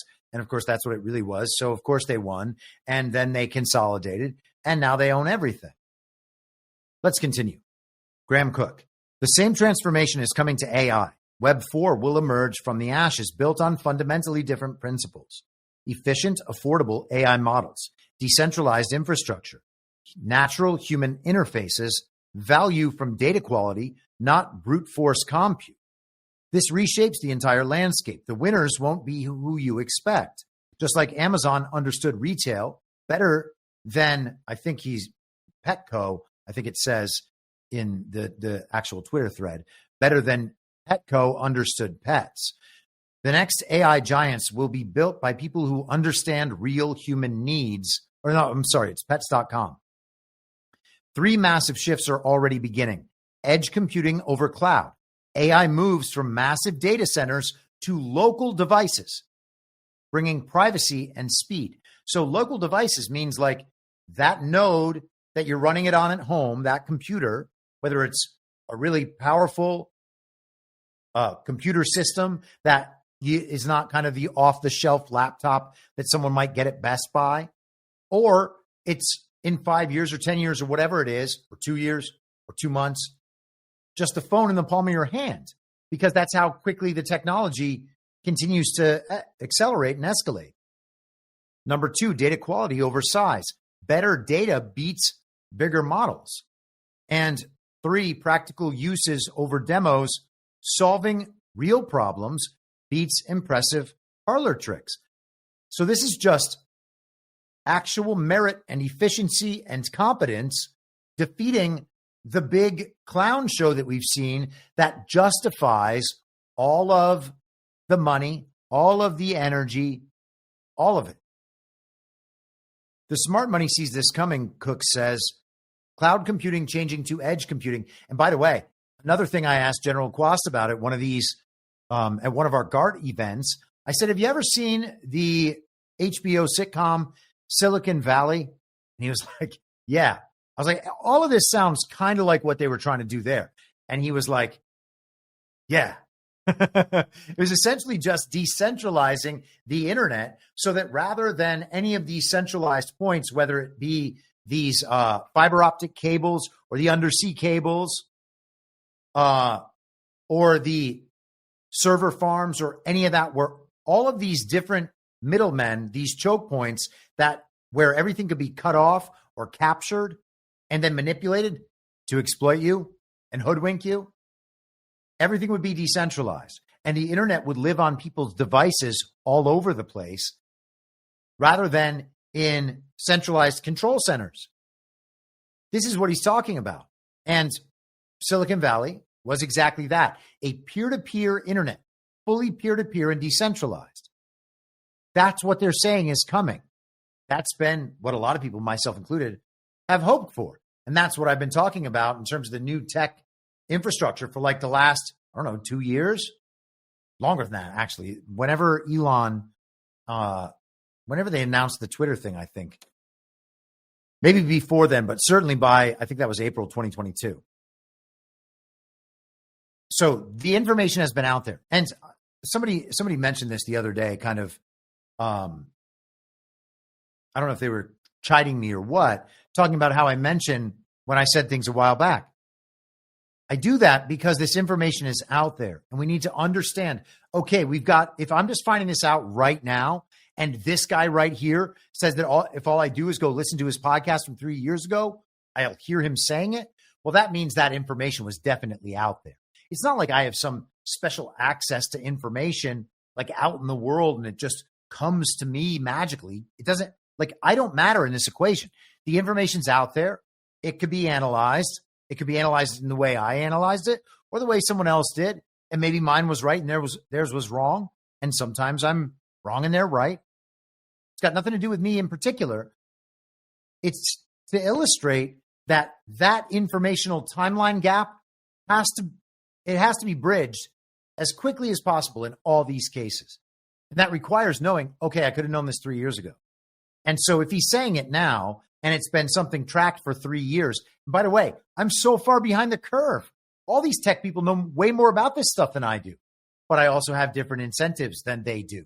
So all the tech bros, all the finance bros and venture capitalists around tech, all those people have a vested interest in making sure the system as it exists, the understanding as it exists, that all the money funnels into that centralized zone, this community that they're building up. They're all saying, okay, this guy does this thing, this guy does this thing.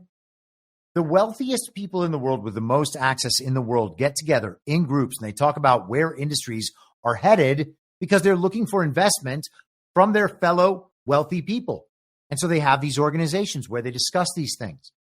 And virtually none of those people know any of the information from the truth community from outside of that central narrative bubble. And I can say this because I know some of these people personally and talk to them. And they're way ahead of their peers, obviously, and that's why we can still be friends. And they don't think that I'm 100% insane. but the people around them aren't saying these things. So I can say these things and put these ideas in their head, and I hope that works because I want to see some of these things changed, and they're also my friends, so I want to protect them with the knowledge that I have. And maybe I'm wrong sometimes, okay? That's not the point. The point is I'm giving them more options of things to think about. But at the end of the day, people like that, generally speaking, will look for the same consensus because they don't want to think that all their peers who are the biggest players in these industries could all be wrong about something like that. That would have devastating consequences because so many people's money, finances, futures, time, energy, whatever, are tied up in those projects in these ways, and consensus supports consensus. The money supports the money. They will throw good money after bad money just to keep the understanding locked in place so that they can get out in the game of musical chairs and someone else is left standing holding the bag. And that's what we're going to start seeing happen now. It might be what we're seeing already because there was a big market hit the other day. So this is basically the end of this. He says the AI bubble will burst. We're witnessing a pivotal moment in tech history. But just like the internet after 2000, what comes next will be far more revolutionary than anyone expects. And I agree with him about that take.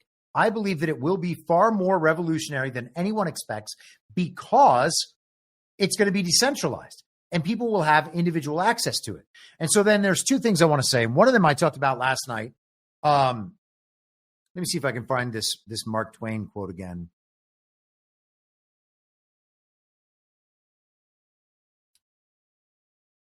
About telling the truth. It's kind of an old, famous Mark Twain quotation that it is so widely observed as true that it is now just a cliche, an idea common to virtually everyone. If you tell the truth, you don't have to remember anything. Okay. So let's keep that in mind. I'll leave that up for a second while we discuss this. Somebody in my Telegram chat, I think it was Liberated Frog, kind of cued me into this yesterday.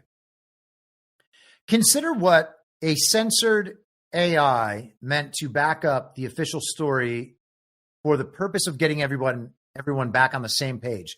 Consider what that AI would have to do when you're asking it questions.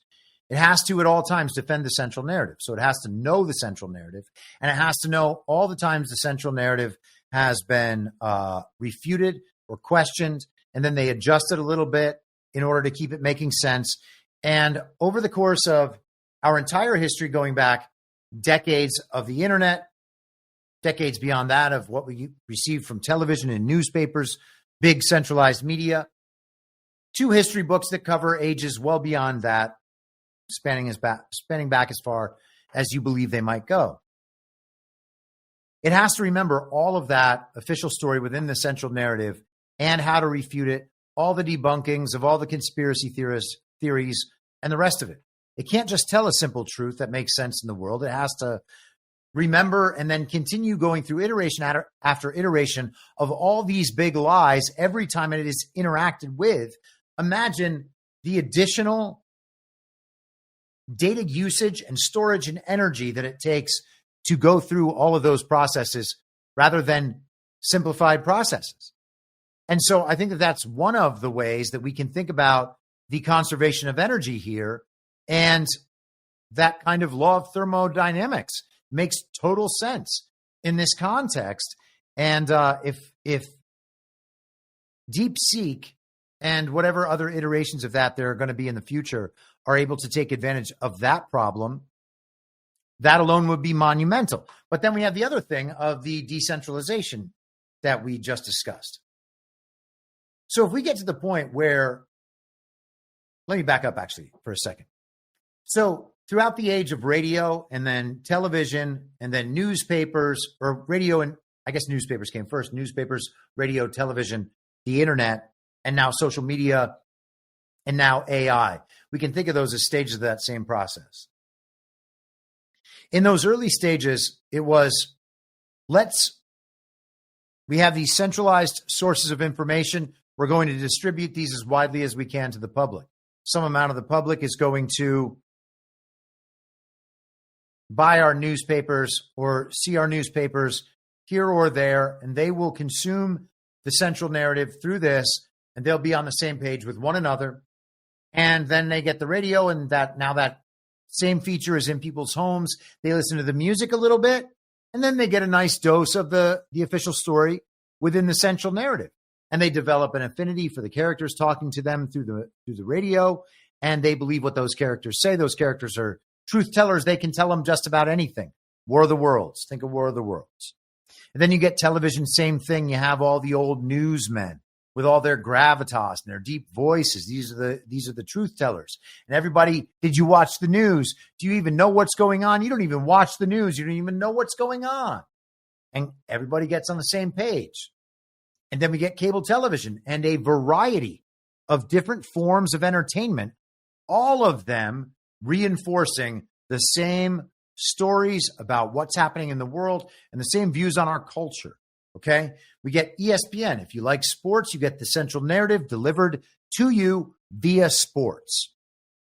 If you like music, we're going to put MTV on. You'll get the central narrative delivered to you from MTV. Oh, look at that. It's Rock the Vote. Oh, here's a video where there's all these sexy women.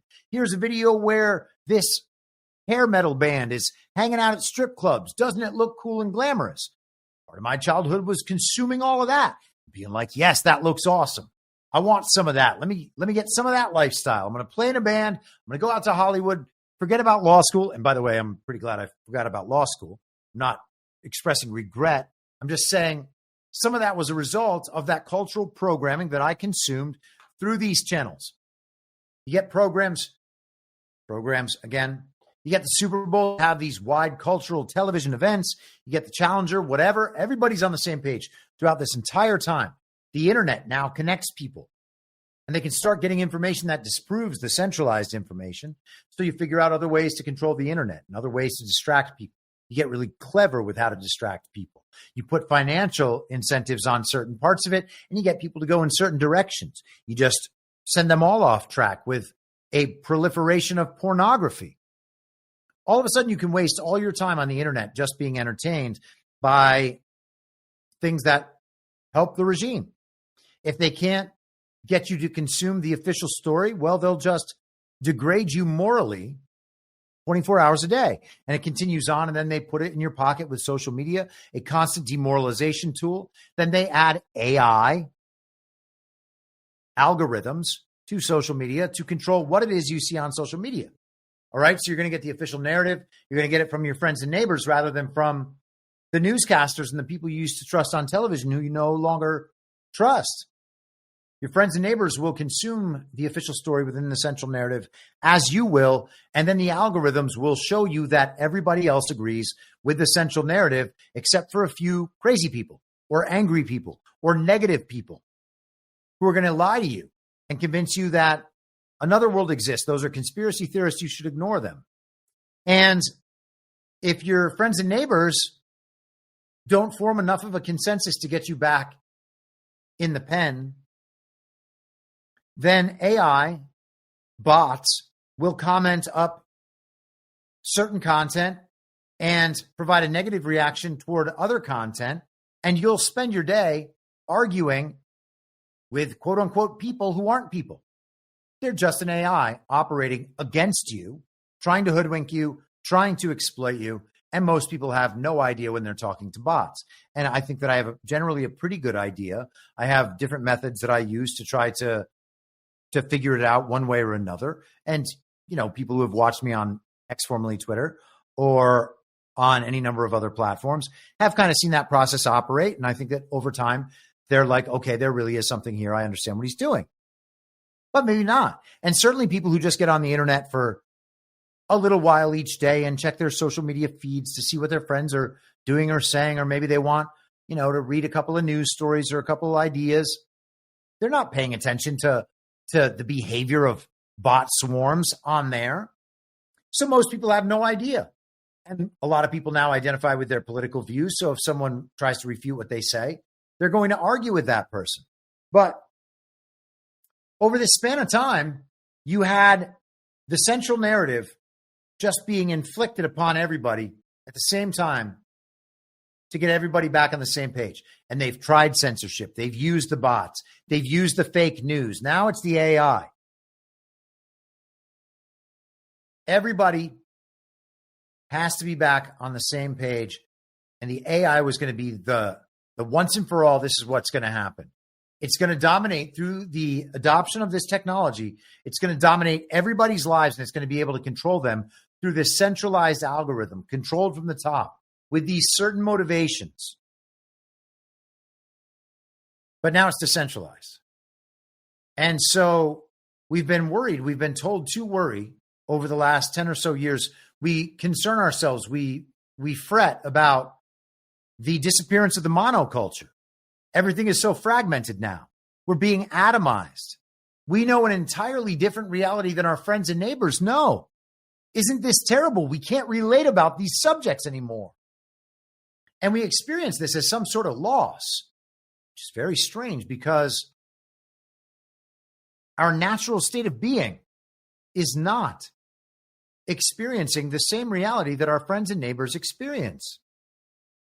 If we didn't have this interconnectivity and we didn't have the authoritative source speaking at us through all of these different information streams, then we wouldn't be experiencing that reality at all. We would be experiencing our local reality with our real life friends and neighbors. And we would all have different jobs. One of them would work down at the school, and another one would work at the factory, and another one would work at the gas station, and another one would work at the bank, and another one would work at City Hall. And they would all have entirely different knowledge bases, and they would get together.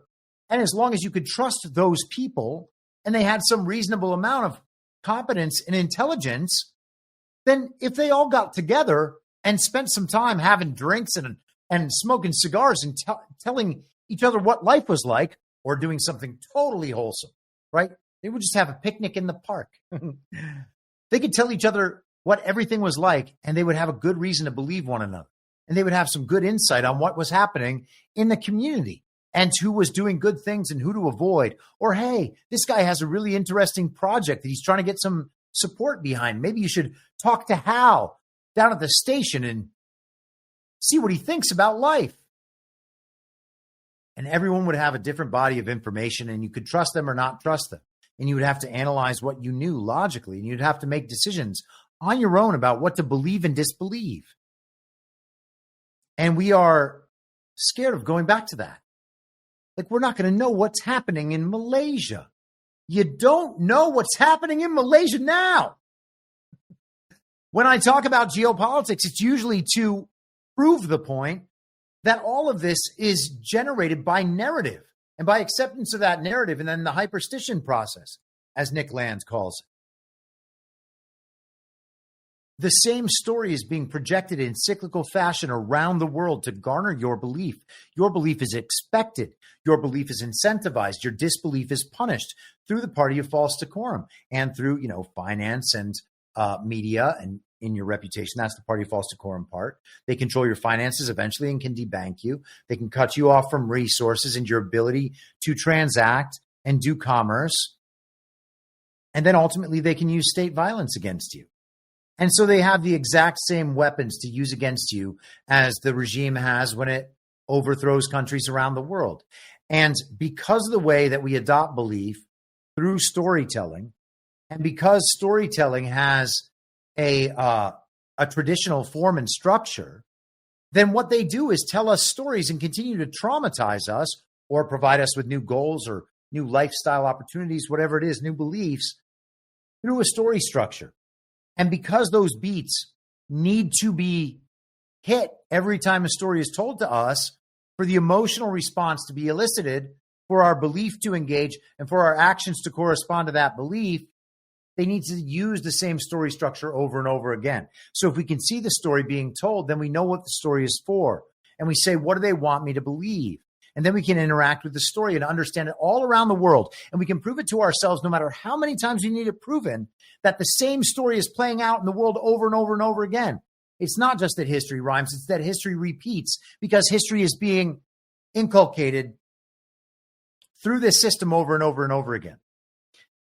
So if that thing decentralizes with our individual AIs, it doesn't matter how connected we are to the machine, we are going to be getting the individual version of it, which neutralizes the information problem. That's how it seems to me. I think that this thing might nullify all of it in exactly the way he described in a more technical sense. And then if you need the spiritual, like, how does this work in the human psychology sense? I think that's it. I think that's it. If everybody's knowledge, again, decentralizes, then it might be that I know XYZ about politics and current events and pop culture. And I can go down to my mechanic in the next town over who's totally on board with these various kind of truth or understandings about how the world has operated.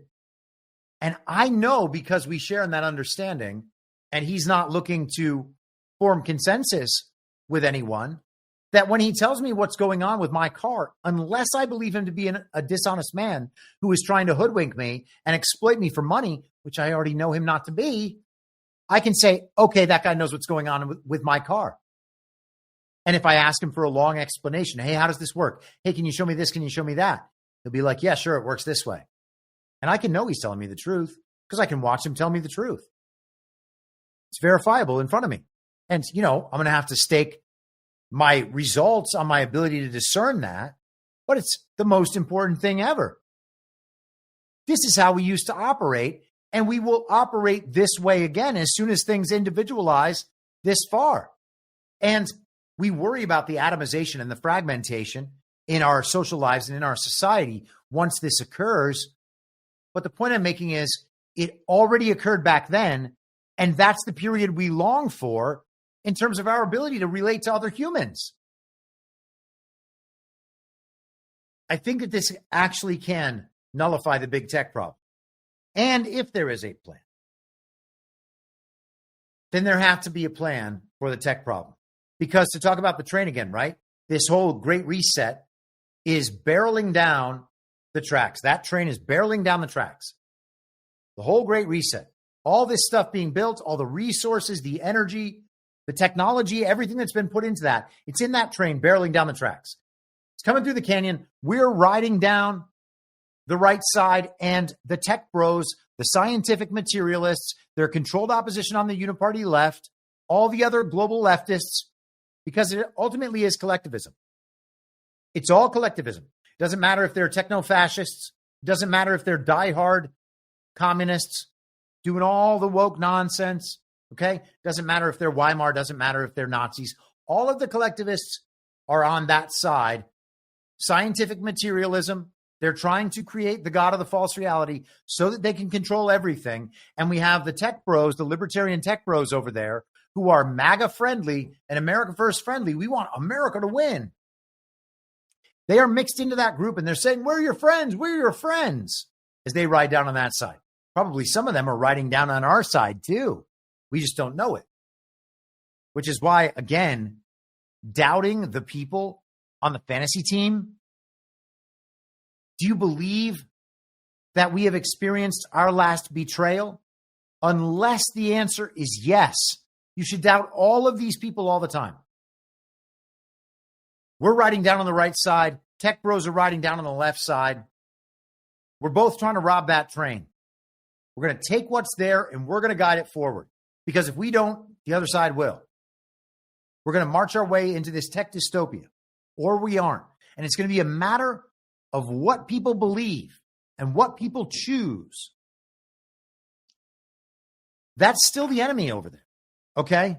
And that enemy has to be dealt with. And if there is a plan, then there had to be a plan to deal with that enemy. And I am suggesting that at this point, we are seeing the results of that plan. Okay? I am suggesting that this is the sort of way you would expect that thing to fall apart if a plan like this was in place.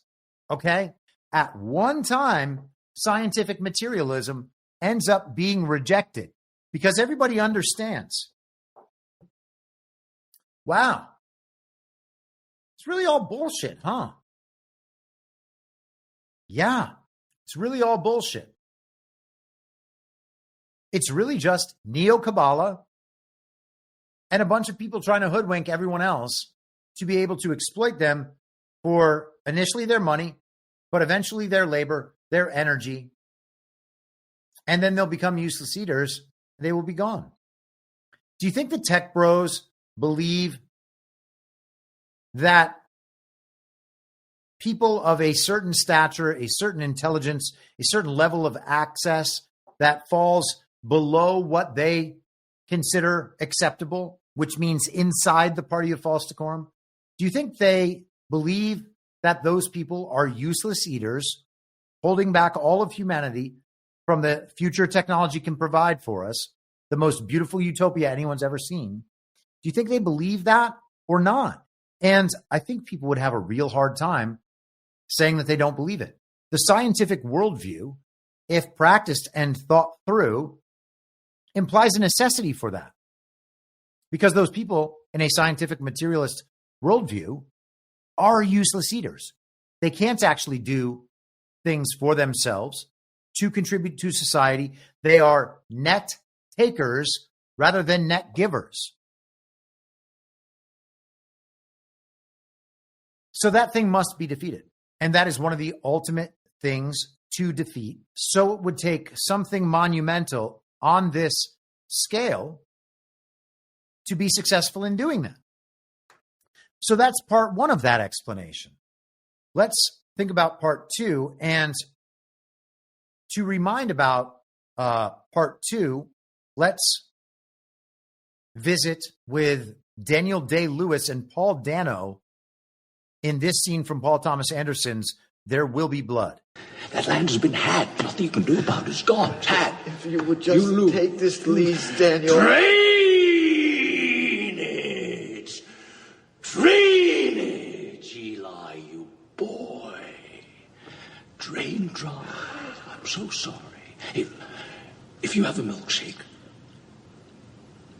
and I have a milkshake, and I have a straw, there it is. That's a straw, you see.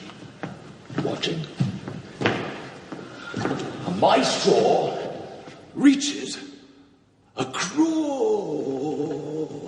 the room and starts to drink your milkshake. I drink your milkshake. I drink it up. Don't bully me, Daniel.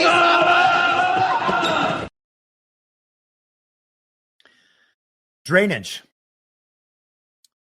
If I have a straw and my straw reaches across the room and into your milkshake, I drink your milkshake. Okay. So I've been talking about drainage since it occurred to me that there is no way in the world that Elon Musk could be purchasing Twitter for $44 billion, the most powerful information weapon in the history of the world, from billionaires who use it to control the world and control markets and overthrow governments. It's not possible. Therefore, it's not happening. Okay. That's one of the first thoughts I had in the spring of 2022 when Elon was purchasing Twitter. And now by that time, I'd already been talking for a year and a half about executive. What would it be? I like being accurate about this stuff. 16 months, 17 months, who knows? A year? I don't know. About Executive Order 13848. Because it was clear to me that elections were fake and rigged and stolen. And that all the big tech companies were involved. Twitter censored. Amazon had eliminated Parler in January of 2021. And there may have been other things and other hints. I mean, they're tied in to the DOD. Facebook had contributed through CTCL nearly $500 million and had censored. Google had censored. It was obvious that they were all involved in election interference on behalf of foreign regimes because it is a foreign occupying government. It is a global regime. Whether it exists and whether they exist in the United States or not is irrelevant. It's interference on behalf of a foreign adversary. Okay? So that left an entire range of sanctions and seizures open. I never doubted for 1 second that these companies would be forced to pay out for all of that.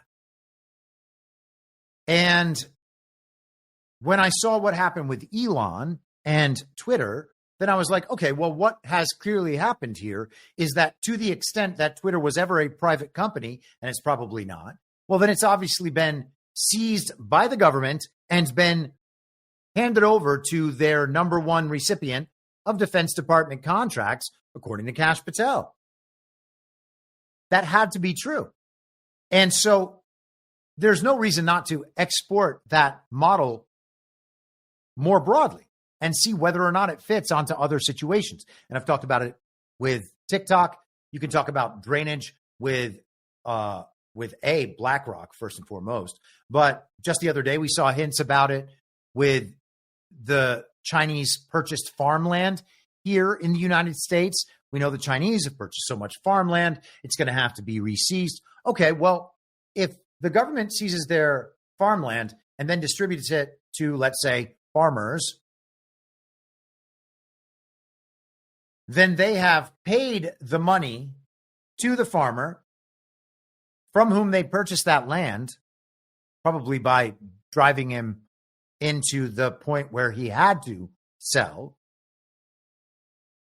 The land is then returned to the government. The farmer already has that money, and then they have the land too. So, or the government keeps the money, or however the arrangement is going to work. But the point is, the foreign entity, the criminal entity, no matter what it is, has its money or its asset pulled away, and then it is used elsewhere. Now, you could have questions about the size of government and the scope of government when it comes to all that stuff, and those questions are worth asking, okay? I understand that there's a size of government problem, and should the government have this authority problem, but, and again, this is a debate worth having, the scale of corruption and criminality and exploitation is so enormous that I don't know how else you solve these problems without demanding that much from authority. So we'll see. But when investments, so in the Twitter investment, we had Al-Walid bin Talal, something like $5 billion in there. That $5 billion stayed in after Twitter switched hands to Elon Musk. How does that happen? Especially when Mohammed bin Salman already cleaned up the Al-Walid bin Talal thing back in like 2017. So there, what I'm saying is there are mechanisms to get rid of that money. Now, at the same time, we got modern monetary theory, just increasing the fiat money supply whenever it is needed to push that money into U.S. interest. The U.S. government needs to fund condoms in Gaza. Well, make all the condom bombs you want. Here's $50 million for condoms, Gazans. And by the way, where else do they fund condom programs? The inner city in America. What are they trying to do? Eliminate the black and brown population, quote unquote. Okay. So they're going to sexualize the population. Then they're going to give them condoms because there are pregnancy problems. And they're going to say, well, we put all this money toward condoms. It didn't work. So yes, we're giving tons and tons of abortions, but that's because we sexualized this shit out of this population. And the condom thing, well, it didn't work. And it didn't work because we skimmed off all the money. We just laundered all that money and there were no condoms. But yeah. So who's doing the sexualization program and the cultural change program and then initiating the condom programs? Well, that's the global regime working here in America.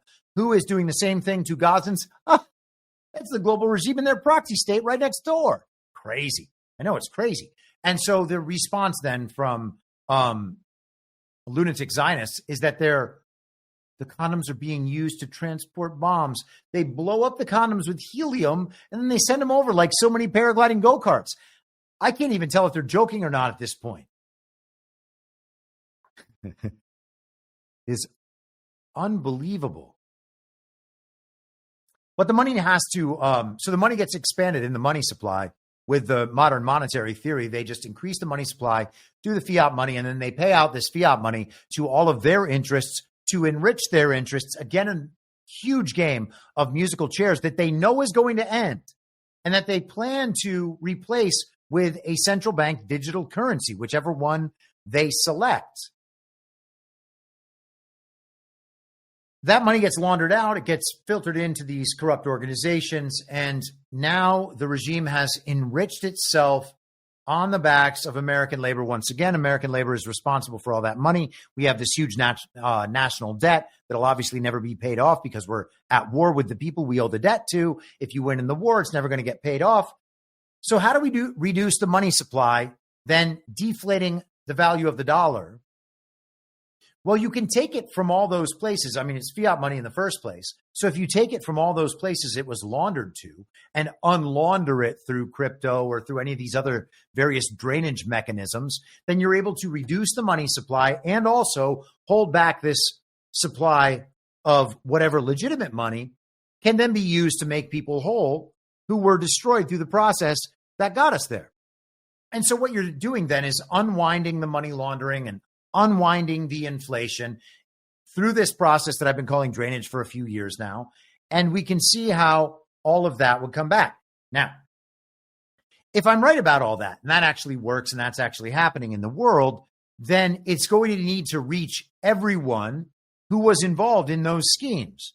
And it seems really, really hard for it to reach all the most wealthy and powerful people. And the wealthiest and most powerful people right now who control the most stuff and the most parts of our economy, etc., and control us the most. Well, they're these exact same tech bros that are getting their asses handed to them in the DeepSeek thing a week after pledging $1 trillion to Donald Trump. So when the adjustments on their books are made for that investment in Trump and America, and this adjustment is made in the market, in the value of their companies, what is it we're witnessing? And maybe to hammer that home, the last part of this would be, do you think it's possible that all of these people, the smartest, most powerful people in the world, had no idea this was coming? Did Sam Altman and Larry Ellison look a little scared to you in their speeches at the White House a couple of weeks ago? Was it last week? Beginning of last week? Oh, yeah, it was. It's only been 9 days that Trump's been publicly recognized as president once again. They looked a little scared to me. They looked a little nervous to me. And they could have known. This has been a threat the whole time. What would happen if the thing we're spending all this money on and doing all this work on and convincing the public about, what happens if that thing gets let out into the wild for free to everyone in a decentralized fashion where they can all make their own and we could never, ever, ever shut it down? Is that what we're seeing? I think it is what we're seeing. And I think we're watching the drainage aspect as well. And I think that this is how the thing had to go. Bay Theater Dave said a little bit ago, sounds like the kingdom of God. Your kingdom come, your will be done on earth as it is in heaven, on earth. And yeah, I totally agree with that. And the funny thing is, I was having a conversation with a good friend of mine who's a brilliant guy, very much on the same page with us about a lot of this stuff. And, a lot of people have the ultimate fears of AI and that those things are coming. And I said to him, I was like, don't you think there's a chance that the bad thing has already happened? I mean, we've had our entire reality distorted so that we think men are women, okay? And so that we think that good is evil, and we think that we need to escape to Mars because man-made climate change is going to destroy Earth. There are all these different existential crises. Humans have figured out a way to destroy ourselves, all of ourselves. We're able to usurp God in every aspect of our science. Who does it more than anyone? Technology. What is all the technology based on? Kabbalah mysticism. Okay. So now we're seeing all this tech dystopia rise up around us in its highest possible form. We know that whatever exposure to technology we're getting has been possessed by the military for years or decades, a century. Who knows how long they've been using AI against us? We heard about weather manipulation from Vietnam. And people don't believe it exists right now because they don't see it out there in the world, or they think they don't. They're told they don't, and they believe it, of course. How long has AI been out there shaping our reality? How much of our news, how much of what we believe about what the world is entirely shaped by this AI that just creates all the time? We can go on these digs, and I'm not trying to destroy anybody's reality here or anything, but you can go on a dig. How do you know that the next facts you're getting, facts, weren't just generated on the fly for you specifically by AI? The Cybertruck bomber story, did you ever get to the end of it? Did anyone? No, of course not. At this point, is it possible that an AI could just create more parts of that story if someone ever digs that far? Oh, I wound up on this brand new page and it shot me off on a totally different direction. Yeah, it's entirely possible. It's entirely possible that our realities are created by AI already. Okay? And it doesn't have to be the simulation where we're actually in some iteration of SimCity or something. It doesn't have to be that far. But there can be a false reality layer that is generated by AI that we can clearly observe and interact with because people are creating that reality through hyperstition. And the stories that are forming the beliefs that are forming the actions are created by AI. It's entirely possible that that's already the case. Now, the last thing I'm going to say about this. Over the last 5 years, have we observed people waking up en masse or going to sleep en masse after being awake? We suggest we see people waking up who were asleep prior to that. And as they go through the process of awakening, they ultimately end up being like, oh, well, okay, yeah, it's obviously God. I thought it wasn't God. I was a scientific materialist. I personally was a very publicly open atheist. And extreme skepticism leads you down a road. You wake up and you're like, oh, yeah. Oh, God, of course. Okay. So more and more people every single day are waking up and understanding that God is real as a product of being overly exposed to the adversary in its highest worldly form. Total moral degradation. Okay. Total rampant systematic dishonesty. Systematic hatred. Okay. The construction and erection of a false God that dominates everything that they believe is omnipresent, omniscient, all powerful, everywhere, all the time. That's what AI is. It sees everything. It hears everything. It knows everything. It not only predicts the future, but it can create it for us. It knows us better than we know ourselves. So that thing in its highest form, to the point where these tech dorks absolutely worship it and believe it's the new God. Sadly, some of my friends believe some of the technology is the new God. That thing in its highest form has created the greatest awakening to God in my lifetime by far, maybe in many people's lifetimes. And I would suggest maybe eventually we're getting close to ever. Okay. So the adversary has risen in the form of technology. And throughout that time, more people are coming to God. And people are like, well, what if it wins? What if it wins? What do you mean? Winning is more people coming to God. So it can't win. It's not winning. And if parts of the world begin to collapse as a result of this change, and people are still just waking up en masse to God, then the impact of that collapse is going to be minimized as much as possible. No matter how crazy all the 4 to 6% who are lost forever, no matter how crazy those demons go, their competition grows every day. So the idea that this thing being decentralized is somehow supposed to be scary to us because more people are going to believe Chinese propaganda? You know who says that? People who believe hook, line, and sinker, absolutely all of the scientific materialist propaganda. The people who trust the science, okay? So if there is a plan, the plan was certainly to defeat these people.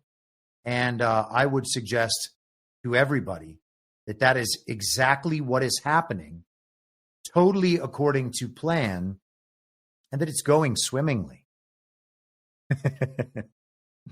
All right. Man, that was an hour-long rant. I'm going to pause for a moment. PJ Corrigan, $40. Hey, Chris, could you explain to my friend Randy why he should just say no to black pills and why DJT isn't beholden to the Zionists and secretly ushering in the NWO's 2030 agenda? Thanks. All right, PJ. Well, if he can listen to the last hour of me talking and think that Donald Trump, as the leader and catalyst of that awakening in the political realm, is doing it on behalf of Zionism, I don't know what to say, man. I also think there's at least some chance when we see what's happening with the control over the North Pole between the United States and Russia, and the belief that some people would believe Mount Zion is at the North Pole, that might suggest to me that what the global agenda was geared toward was controlling that Zion, and that Israel, their proxy state in the Middle East, is a bit of a canard because they had 10 different options for where they were going to plant Israel. So the idea that that's the biblical Israel on that plot of land is ridiculous. I believe that Donald Trump knows all this stuff. The term Zionism, we're going to have to at least leave open the possibility that that has been inverted and that the same good twin, evil twin dynamic is present. There are probably episodes where I have discussed the transfer agreement and Zionism more broadly and the difference. Even Henry Ford, here's a perfect example. Even Henry Ford in the International Jew, which is just widely believed to be one of the most anti-Semitic books ever written or compilations of writings ever written, he says that some of the worst victims of the quote-unquote International Jew, which is not just Jewish people everywhere. He is talking about, like you could say it similar to Davos man, okay? There's an idea that goes behind the qualifier, the description, the label. So the International Jew would be Jewish people in global Jewish governing organizations. And it's no problem to look up and understand the real existence of those. And it's very clear in the transfer agreement what the motivations and how they operate existed. They were influencing governments to do their bidding. And so the idea that Donald Trump is a servant of that seems just ridiculous to me, because it is because of this awakening and because of what Donald Trump and other sovereign nationalist leaders are doing that is allowing people to understand en masse what that problem actually looks like, okay? And Henry Ford said it was actually the normal Jews who were the most negatively affected by all this, okay? His focus was not at all times, but at least in places, very specific about what the problem was. And so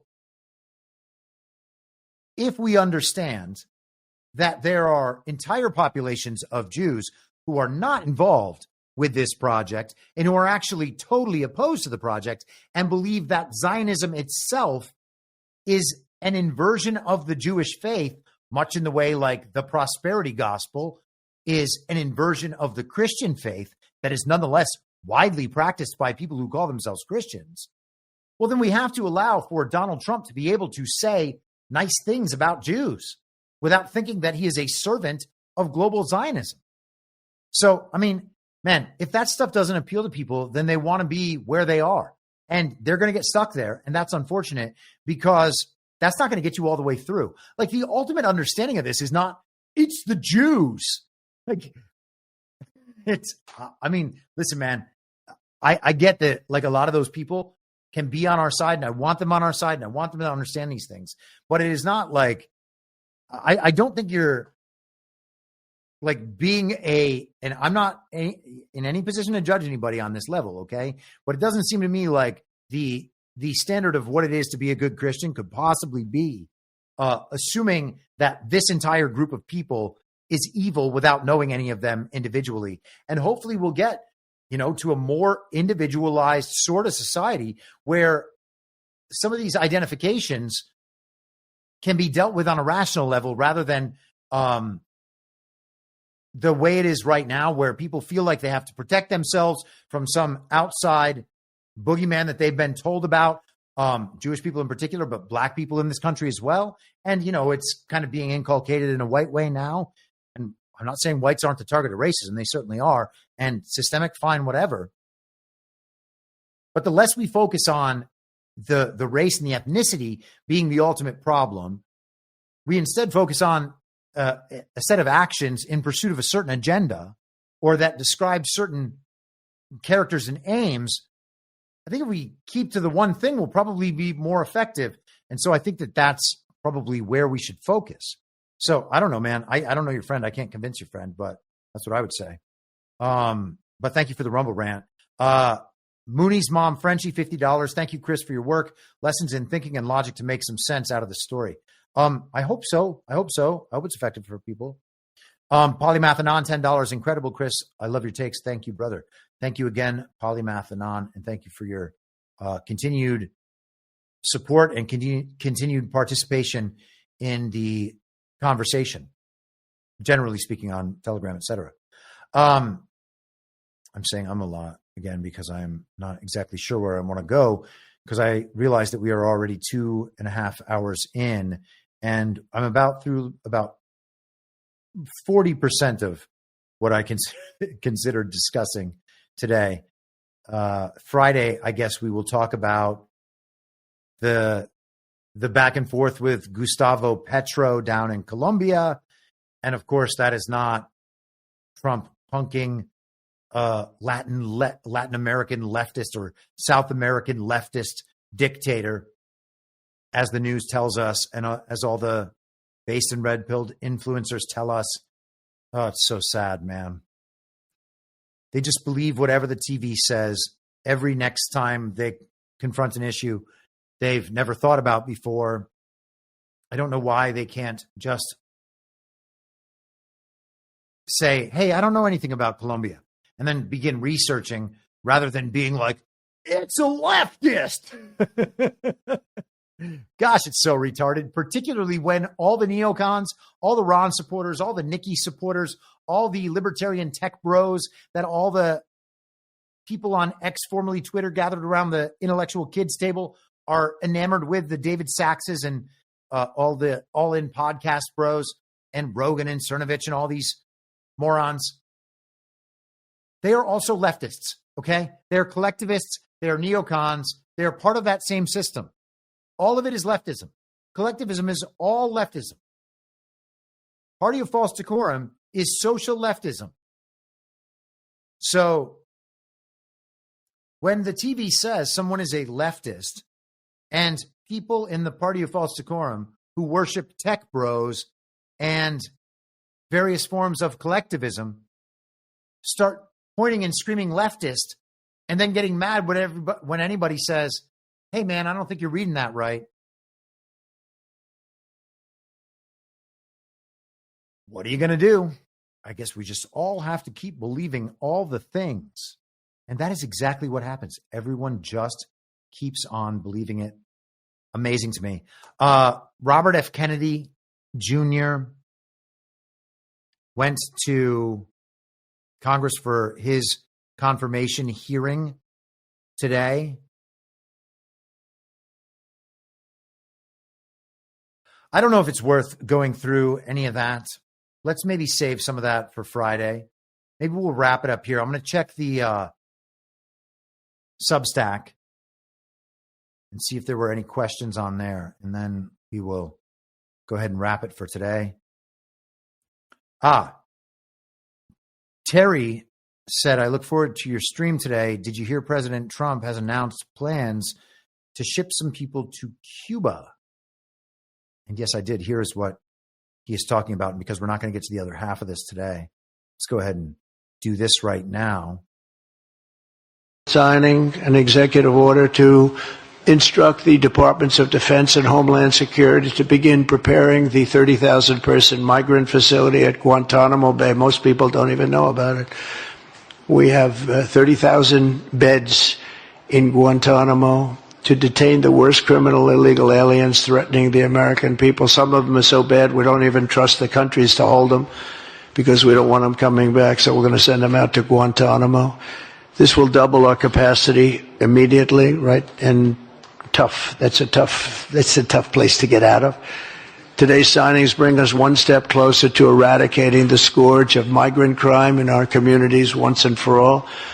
And it was just it's just an unforced error that we even have to be doing this. Now we need Congress to provide full funding for the complete. So Guantanamo Bay sounds like it's going to have some new residents in the near future. And CBS's, formerly of CBS, maybe she's not on there anymore, but Catherine Herridge has been down there at Guantanamo, posting a lot online, little videos that she's doing every day. She's reporting from down there. She says they're the trials for 9/11 terrorists who we've been told have been held down there for a very long time, but they were expanding over the last few years, doing construction to expand the court system down there and I guess the residential system. And it turns out there used to be a YMCA down there. So people wonder if Trump's commitment to the YMCA song and the Village People dance at his pre-inauguration party are all references to people being detained down in Gitmo for their crimes against America and crimes against humanity. I hope that's what it is. I guess we'll find out. And before we wrap up, there was a really interesting little story that I'll just share kind of along those lines. Yesterday, the DOJ, where are we? Leo Terrell was talking about an evacuation at the DOJ that has people wondering if there was some kind of raid down there, because we heard the night before that Trump had dismissed a number of DOJ officials involved in the fake Jack Smith indictment right after removing some of the inspectors general over the weekend. So parts of the deep state are being eliminated, and you have to wonder if maybe there wasn't a raid to find evidence or something else. All of these are conspiracy theories. I don't know what to believe. If it's proven wrong, I will accept that it's wrong. If there's no other evidence of this thing ever happening, we can just let it go. But what we don't have to do is dismiss possible explanations that aren't in evidence yet. Okay? We can think about what might be possible and then see if it develops. Here's Leo Terrell from yesterday. There was an evacuation order in the Department of Justice. We all had to leave the building, and we're out now walking outside the Department of Justice building. I'm going to flip the camera over so you can see all the people outside on the corner. The building has just been evacuated. Why? We don't know. They say it's an emergency order. Let me see if I flip the camera. No, I can't do it. But I'm pretty sure we'll find out what's going on. There's a lot of people out in the streets now. More details later. I'm enjoying my work for the president, for America. I didn't enjoy going down 5 flights of stairs. Poor Leo. So, I mean, who knows? It's not the craziest thing I've ever heard. Then again, it's all about belief formation. a trustworthy space organization that says an asteroid, whoops, we got it wrong. It was Elon Musk's orbiting Tesla Roadster. That's the craziest thing I've ever heard. All right, guys. Friday afternoon, we'll be back at 3 p.m. Check in the chat one last time. All right, I will be back on Friday at the same reasonable time on the same reasonable podcast network. I don't have a network. Masks and lockdowns don't work. They lied to you about a pandemic, and Joe Biden was never president.